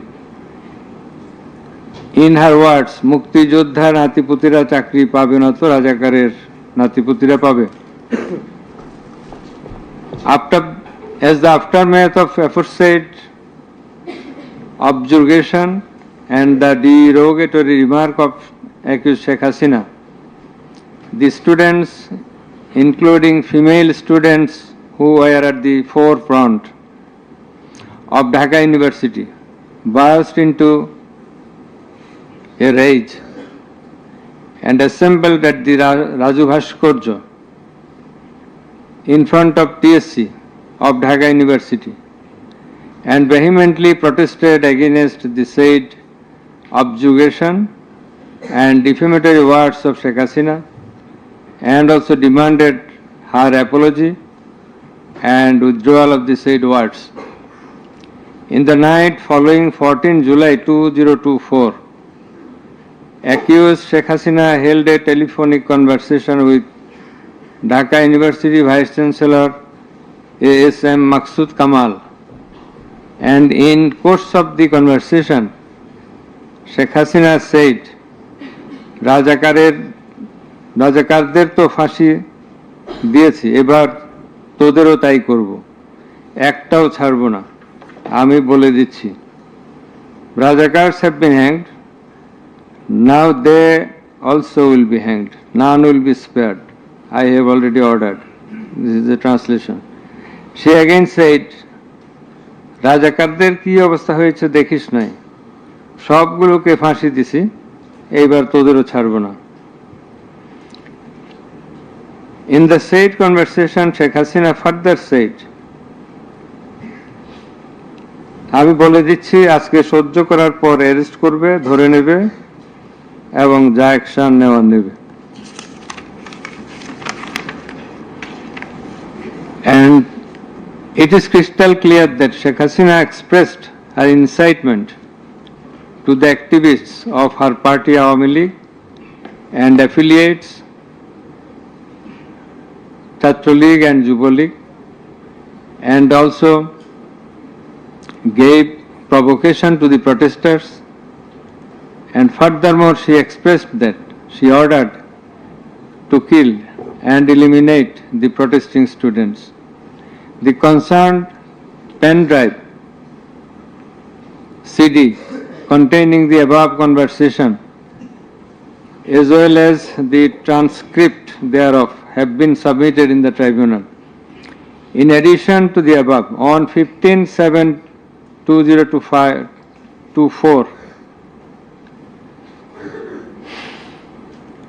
Awami League Secretary and Cabinet Minister Ubaidul Qadir made another provocative remark, saying, Andolon Domane Chhatra League is jotheshto. Chhatra League is enough to control the movement. Whereupon the protesting students of Dhaka University burst into anger and vehemently protested against Sheikh Hasina, Ubaidul Qadir and the government. The activists of Chhatra League, Yuva League attacked the protesting students with various deadly weapons and severely injured hundreds of them, whereupon they had to be hospitalized. The attackers impeded the injured students proceeding to the hospital and also impeded their treatment. Moreover, the attackers made further attacks upon the students undergoing treatment in the hospital. In consequence of the above noted incitements of Sheikh Hasina, in the press conference on 14 July 2024 are ordered to kill them as revealed in her conversation on the following night with Dhaka University Vice Chancellor, and also the provocative and aggressive remark of Awami League Secretary Ubaidul Kader, the law enforcers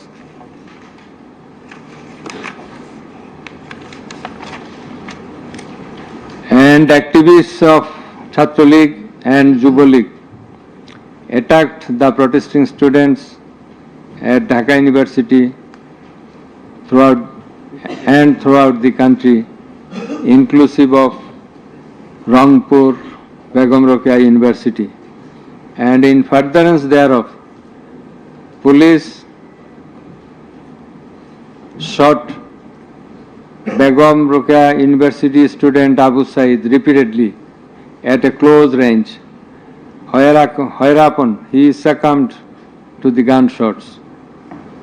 The above mentioned conversation of Sheikh Hasina with the Dhaka University Vice Chancellor S.A.M. Maqsood Kamal has been examined by the experts in the CID Forensic Laboratory, and it appears from the report of the examination that the conversation was genuine and that the same have not been generated by artificial intelligence, AI. The concerned experts deposed in corroboration of the genuineness of the impugned conversation. Furthermore, we find support of such conversation in the reports of daily newspapers. In addition to the above, the concerned CD pen drive containing the conversations has been played in the courtroom in course of the proceeding, and thereupon the conversation seemed to be genuine. The remarks of Sheikh Hasina in the press conference on 14/7/24 has been watched by many people in the television channel and social media. Almost all the witnesses, while deposing in the tribunal, mentioned that they watched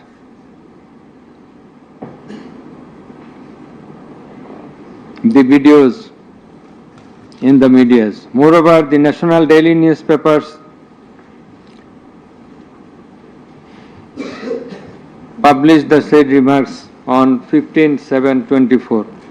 The remark of Ubaidul Kadir was published in the news, it's a repetition, over and above said inciting remark and killing and order of killing by Sheikh Hasina and the provocative remark of Ubaidul Kadir have not been denied by them. Although State Defence Council, the learned State Defence Council for the absconding accused Sheikh Hasina and Asaduজ্জামান Khan Kamal submitted that the conversation between Sheikh Hasina and ASM Kamal, Maqsood Kamal, has not been properly tested, but he failed to show any cause and reasons in this regard.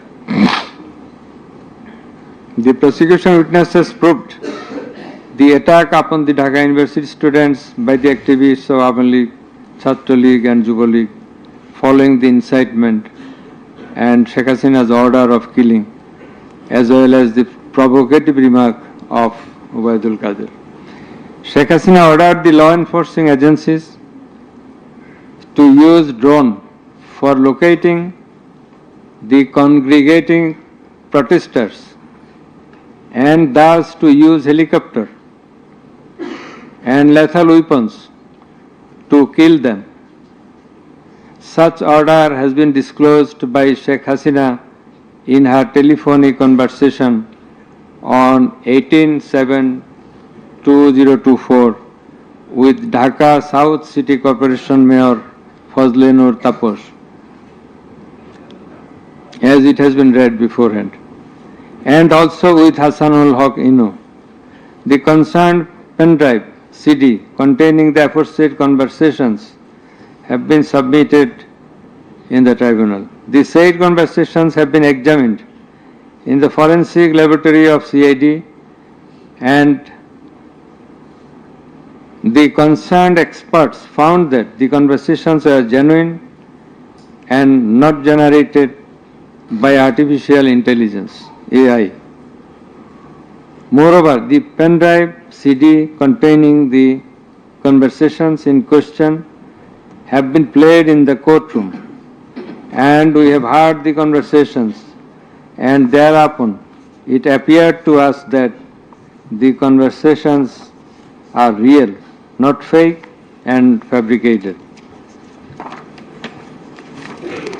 Accused Prime Minister Sheikh Hasina, accused Home Minister Asaduzzaman Khan Kamal, accused Inspector General of Police Chaudhuri Abdullah Al Mamun acted jointly in connivance and collaboration with each other to commit the atrocities in order to kill the protesters throughout the country.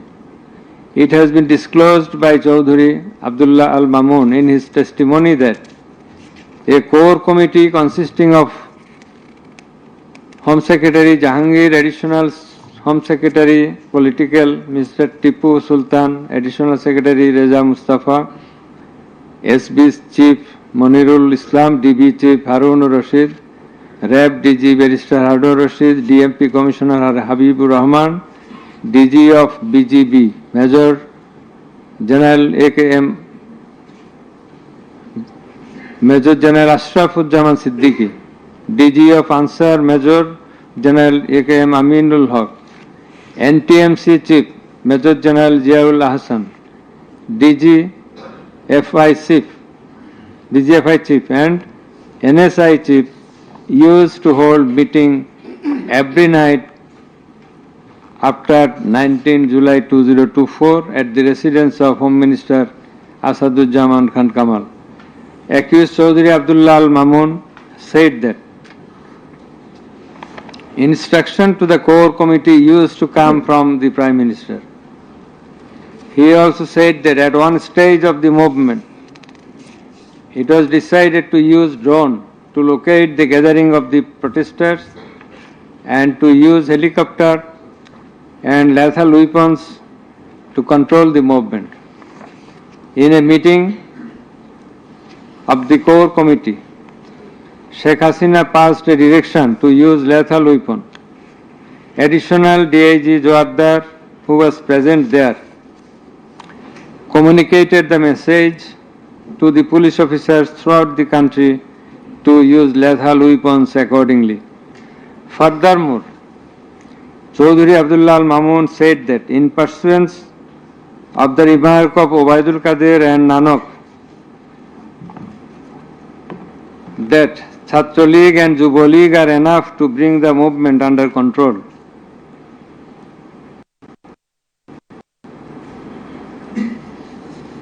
He further said that following such remarks, activists of Chhatra League and Jubo League attacked the students of Dhaka University. He also said that a lot of protesting students and public were killed by using drone, helicopter and lethal weapons throughout the country. Chaudhuri Abdullah Al Mamun further asserted in his testimony that he, along with Home Minister Asaduzzaman Khan Kamal, Home Secretary and DMP Commissioner, went to Narayanganj on 29/7/24 to observe the situation of the movement, and on the way they stayed for a while in front of Jatrabari police station, and then DC Iqbal of Wari Zone showed a video to the Home Minister on his mobile and said, "We shoot one, that one dies, that one gets injured, but the others do not move.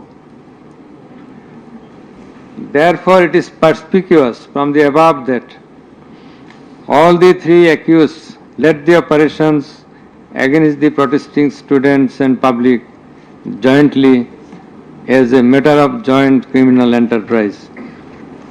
As the aftermath of Sheikh Hasina's order, as well as the supervision and guidance of accused Home Minister Asaduzzaman Khan Kamal and IGP Chaudhry Abdullah Al Mamun, the law enforcers and activists of Awami League, Chhatra League and Yuva League invaded the protesting students and public throughout the country by using drone, helicopter and lethal weapons, causing death to about 1,500, inclusive of 6 protesters at Sankarpur of Dhaka, namely Shahryar Khan Anas, Mahdi Hassan Junaid, MD Yaqub, MD Rakib Hawladar, Muhammad Ismamul Haq, Manik Mia alias Shaharik, and another 6 protesters at Ashuria of Sabar, namely Sajjad Hussain Shojol, As-Sabur, Tanzil Mahmud Sujoy, Bayezid Bustami, Abul Hussain, and another unidentified protester near Dhaka, and caused grievous injuries to about 25,000 of them. In Ashulia, the aforesaid 5 dead bodies and another body of an unidentified injured protester were burned with petrol by police. The law enforcers and the activists of Awami League and those of its affiliated organizations named Chhatra League and Yuva League killed and injured the protesting students and members of the public with lethal weapons like SMG, LMG, China rifle, shotgun, 9mm pistol, 7.62 pistol, both on the ground as well as from the helicopters from above the ground. The atrocities were committed by incitement, order, abatement, and failure to take preventive and punitive measures of the accused Prime Minister Sheikh Hasina, accused Home Minister Asaduzzaman Khan Kamal, accused Inspector General of Police Chaudhry Abdullah Al Mamun, and by the abatement, aid and perpetration of the underlings, that is the subordinates. Some of the injured victims, members of the families of dead and injured protesters, other eyewitnesses from different parts of the country, deposed in support of the atrocities of killing and injuring hundreds and thousands of protesters all over the country. Under the foregoing facts and circumstances, it has ostensibly been substantiated that the atrocities of killing and gravely injuring the protesting students and public took place almost all over the country. In view of the testimony of the investigating officer, the atrocities during the movement, July movement 2024, the atrocities occurred in 50 districts and lethal weapons were used in 41 districts of Bangladesh. We also find that victim witnesses from many districts testified in the tribunal stating that killing and injuring the students and common people took place in their respective districts during July movement 2024. Thus, it is clear enough that attack in question was directed against civilian population, and it was widespread and systematic Therefore, in the atrocities of killing and gravely injuring the protesters as aforesaid, accused Prime Minister Sheikh Hasina committed crimes against humanity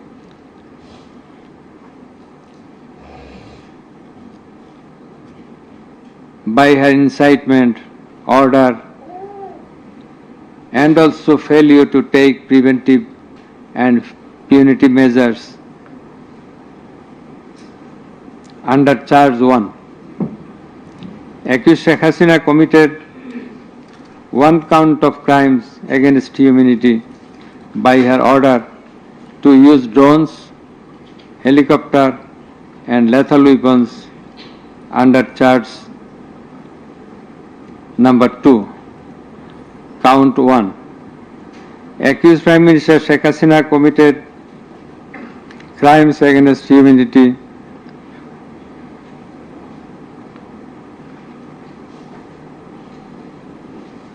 on one count under charge 1.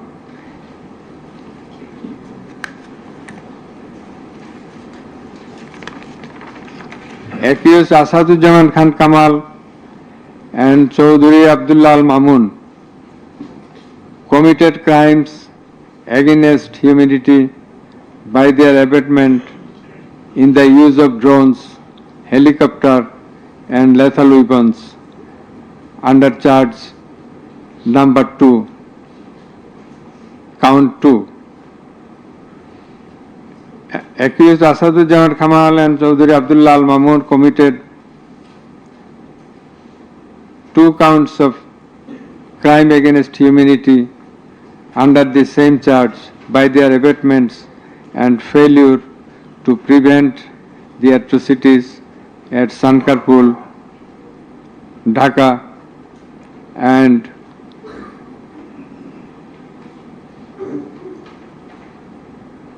also committed crimes against humanity by their abatements and failure to prevent the atrocities in Ashulia, Sabar, Dhaka under the same charge.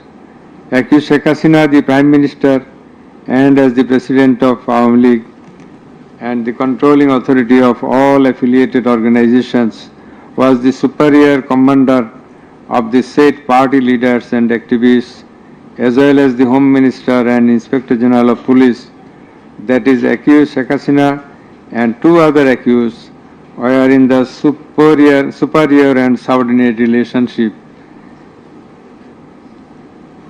On the other hand, the Home Minister was the superior of the Inspector General of Police, that is they were in the superior and subordinate relationship.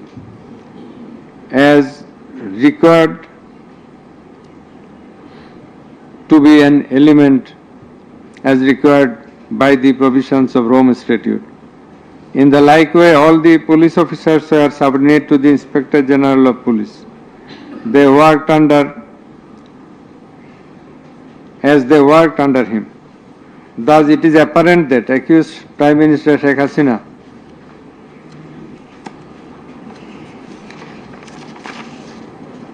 had superior control status over accused Asaduzzaman Khan Kamal and accused Chaudhuri Abdullah Al Mamun, whereupon it was her responsibility to take measures to prevent the atrocities in question, which continued for about a month. She did not also take any punitive measures against the perpetrators.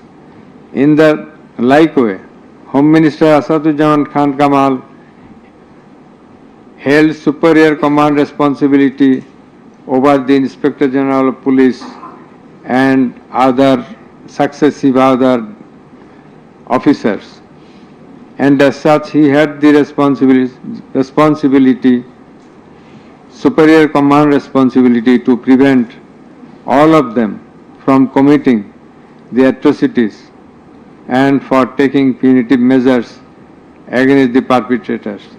Thus, both the accused Asaduzzaman Khan Kamal and Inspector General of Police Chaudhuri Abdullah Al Mamun, they committed crimes against humanity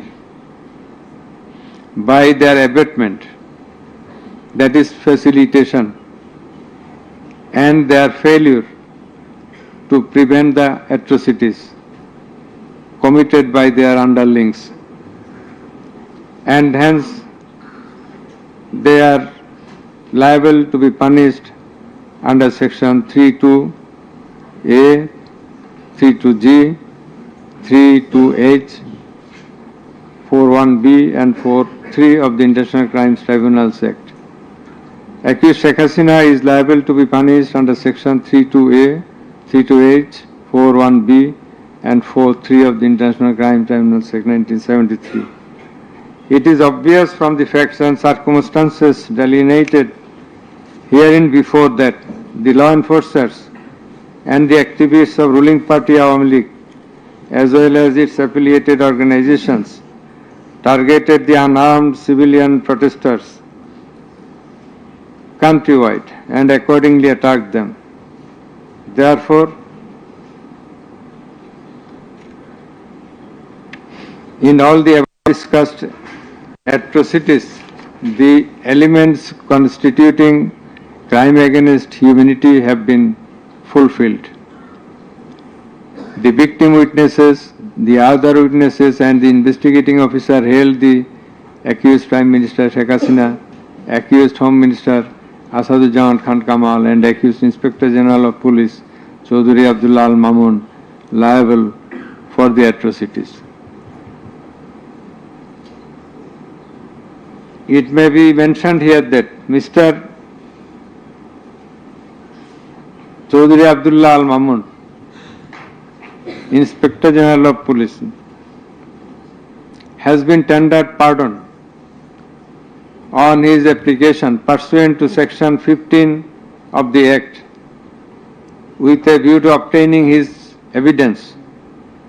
He is supposed to have been directly or indirectly concerned in or privy to any of the crimes specified in section 3 on condition of his making a full and true disclosure of the whole of the circumstances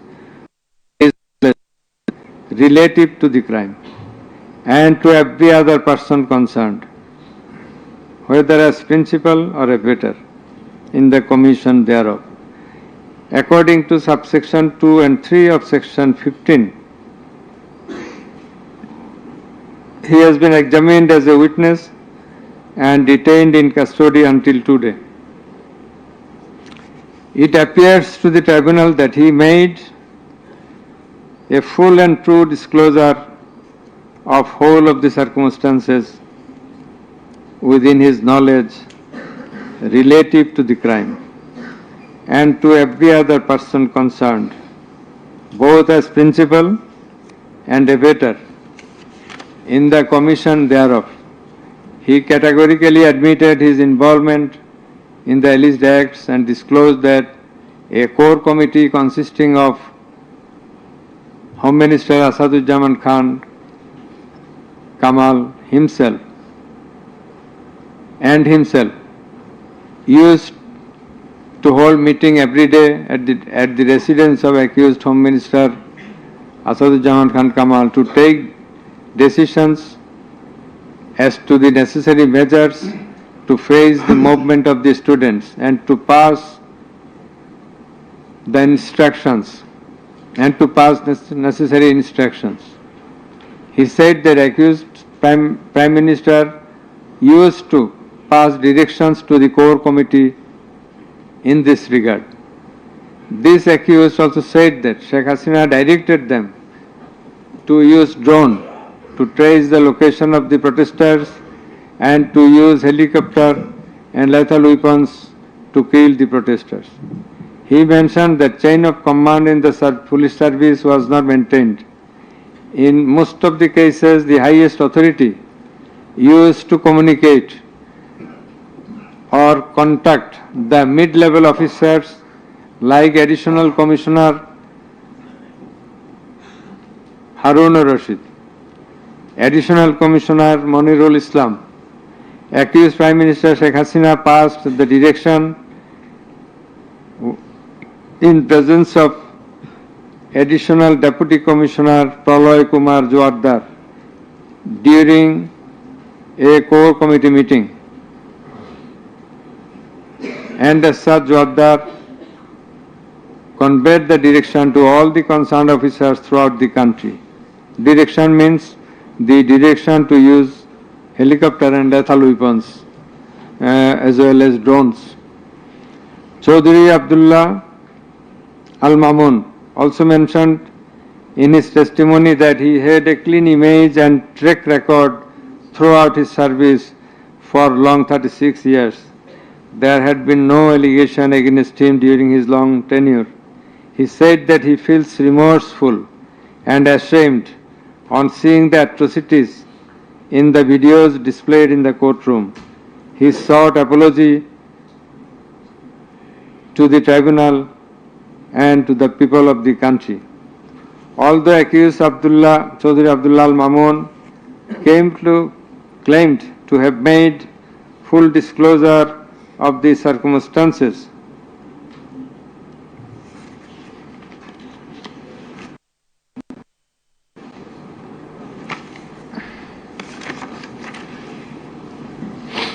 and we do also believe that he made a full and true disclosure. But the offences he committed and admitted is punishable with the capital sentence. And as such, in consideration of his disclosure and the gravity of the offences, we do incline to convict him and award him a lenient sentence, which will be declared later on. By the aforesaid acts and omissions, the accused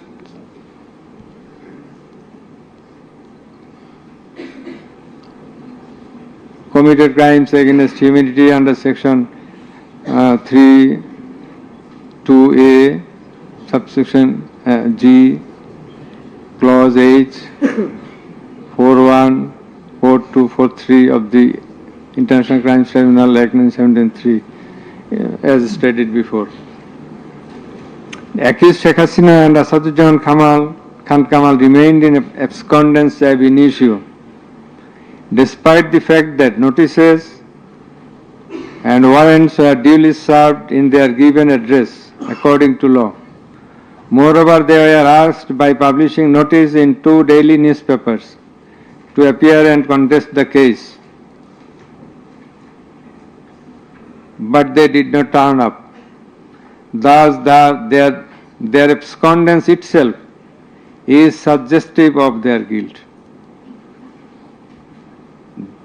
The learned State Defence Counsel contended that the trial of the accused persons under the International Crimes Tribunal Act 1973 is not tenable, since the Act was passed in the Parliament for the purpose of trial of the criminals of War of Independence in 1971.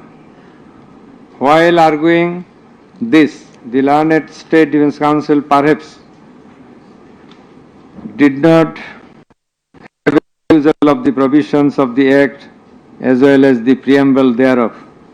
The preamble of the Act says that the Act was made in order to provide for detention, prosecution, and punishment of the persons for genocide, crimes against humanity, war crimes, and other crimes under international law, and for the matters connected therewith. Section 3 of the Act provides that the said crimes committed both before and after the commencement of the Act, before 1973, after 1973, are triable by the International Crimes Tribunal. Whereupon the contention of the learned State Defence Counsel is not tenable in law, Moreover, Article 47 of the Constitution of Bangladesh has given upper hand to the International Crimes Tribunal Act 1973 over the Constitution itself. The State Defence Council also contended that for the purpose of proving atrocities throughout the country, witnesses from all over the country have not been examined.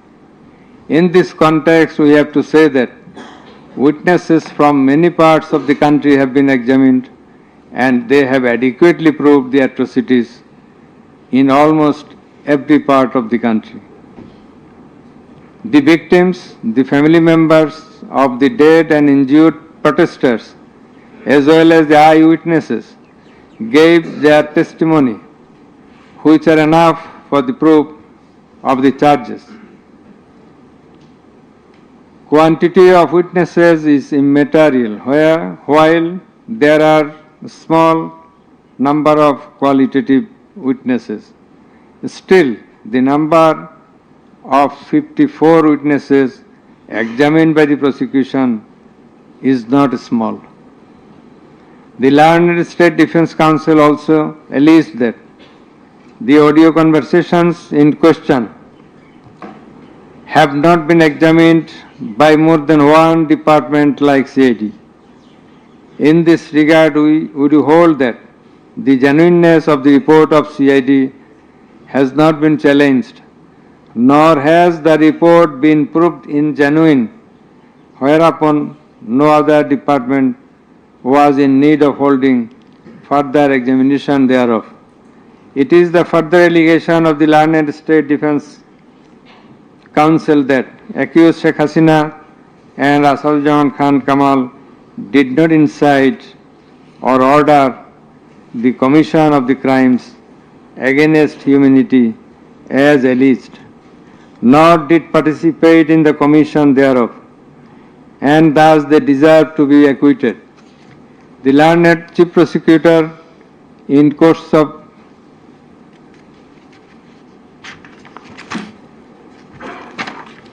summing up,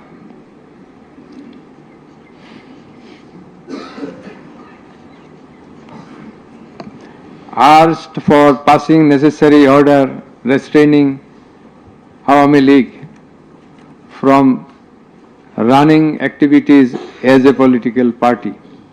Although the prosecution depicted series of worse deeds of Awami League regime in the language of the prosecution, since achievement of independence of Bangladesh in 1971, the tribunal does not incline to discuss on this point, since this is not the issue of the instant case. It has come to the notice of the tribunal that accused Sheikh Hasina, in defiance of the orders of the tribunal to appear and contest the case, has given interviews in the media wherein she denied the allegations levelled against her in this case and also made some derogatory remarks. I have noted this aspect beforehand, but in some of her interviews she impliedly admitted her superior command responsibility. The United Nations Human Rights Commission categorically stated in its report that the political leaders issued direct orders and other directives authorizing and guiding operations by BGB, RAB, DGFI, Bangladesh Police, and Detective Branch that involved serious violations of human rights against protesters and other civilian, including extrajudicial killings and arbitrary detention.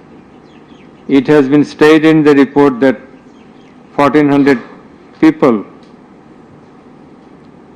have been killed by use of lethal weapons during the July movement 2024.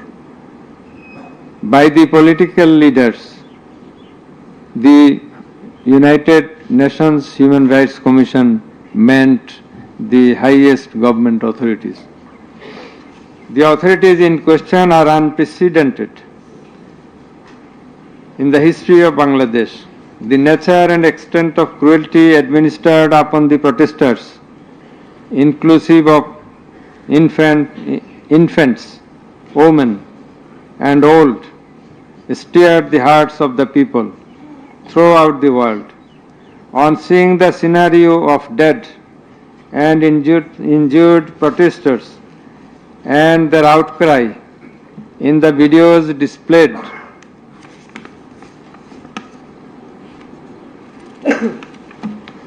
in the courtroom, and also seeing the victim witnesses in the courtroom,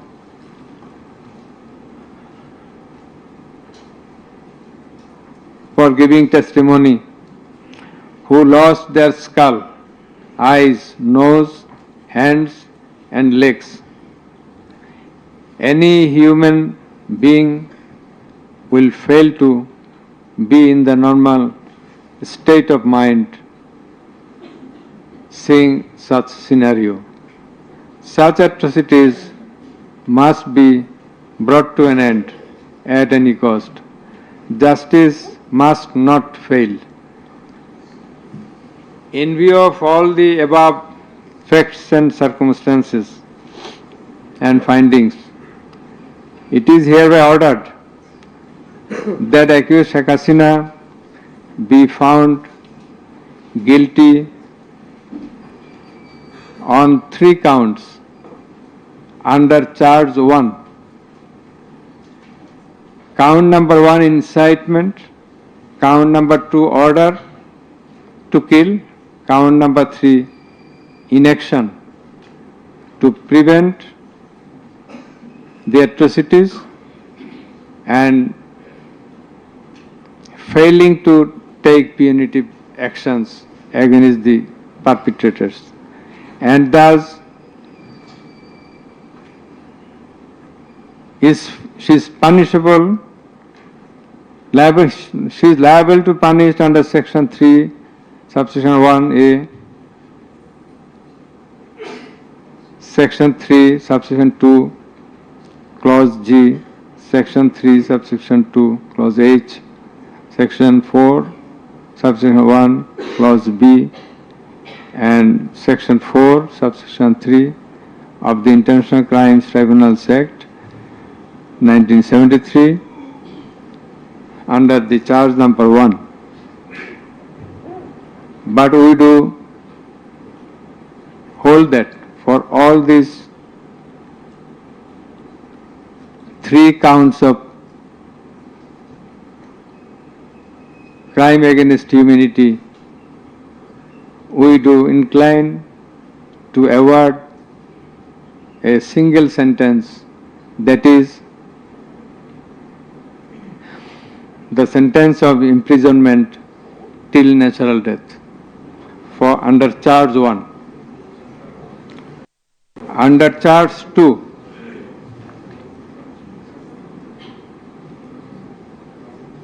accused Sheikh Hasina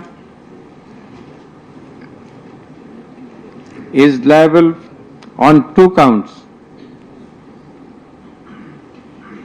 On 1 count, there are several counts. For 1 count, that is passing the order for deploying drones, helicopters, and using lethal weapons to kill the protesters. She committed crime against humanity under section 3, subsection 2A and section 4, subsection 1B of the International Crimes Tribunal Act 1973.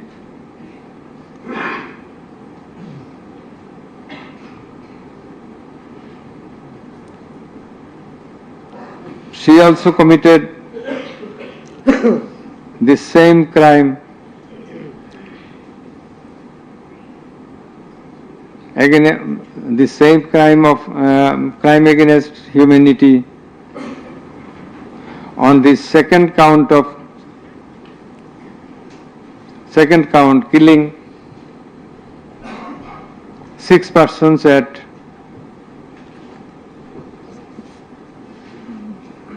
Sankarpur of Dhaka,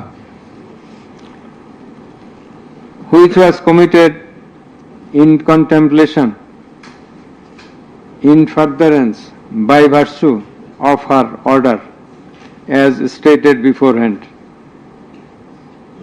And similarly, she committed the same crime, that is the crime against humanity, on another count for causing the killings at Ashulia of Sabar, killing of 6 persons. For all these 3 counts, we have decided to inflict her with only one sentence, that is sentence of death.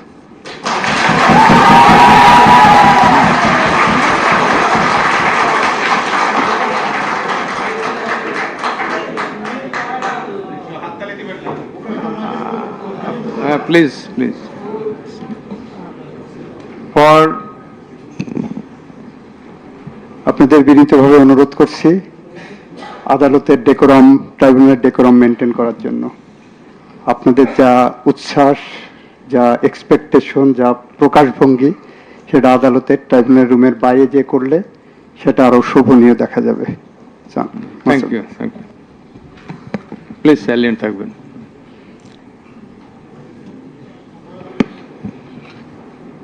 Accused Asadujaman Khan Kamal and accused Chaudhary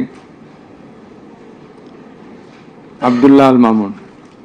Accused Asadujaman Khan Kamal is liable for committing crime against humanity for the occurrence of killing 6 persons at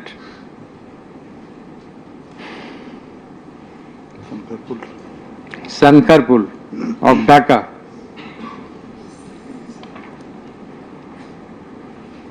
In this occurrence, they are liable for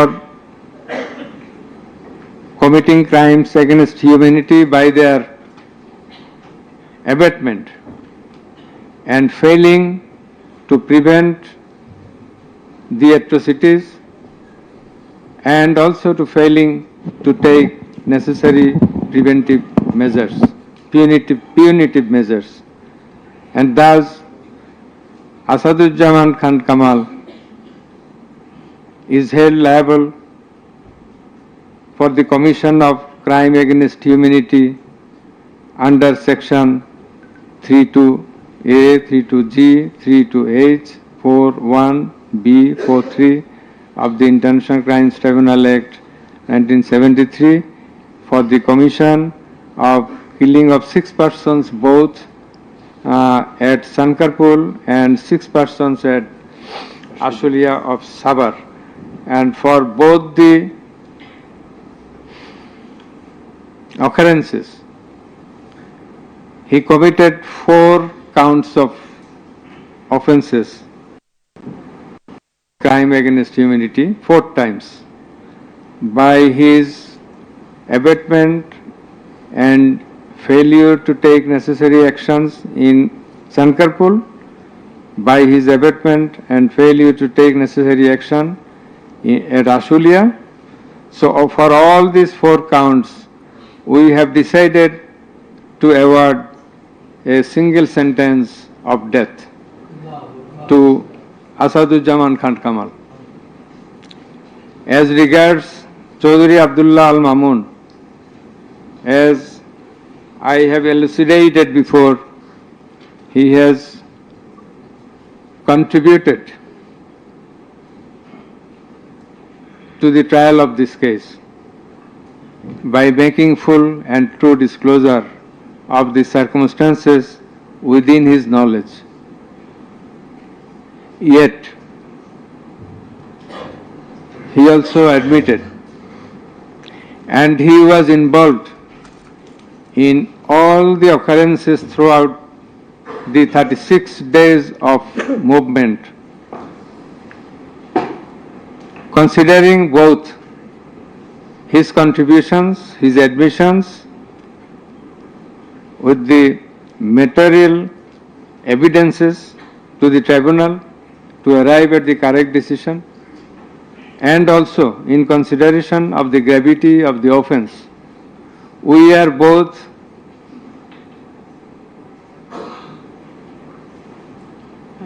remitting his sentence and awarding a sentence with leniency. That is, the offences involve capital punishment. But for his contribution, we have decided to inflict him with the sentence of imprisonment for 5 years.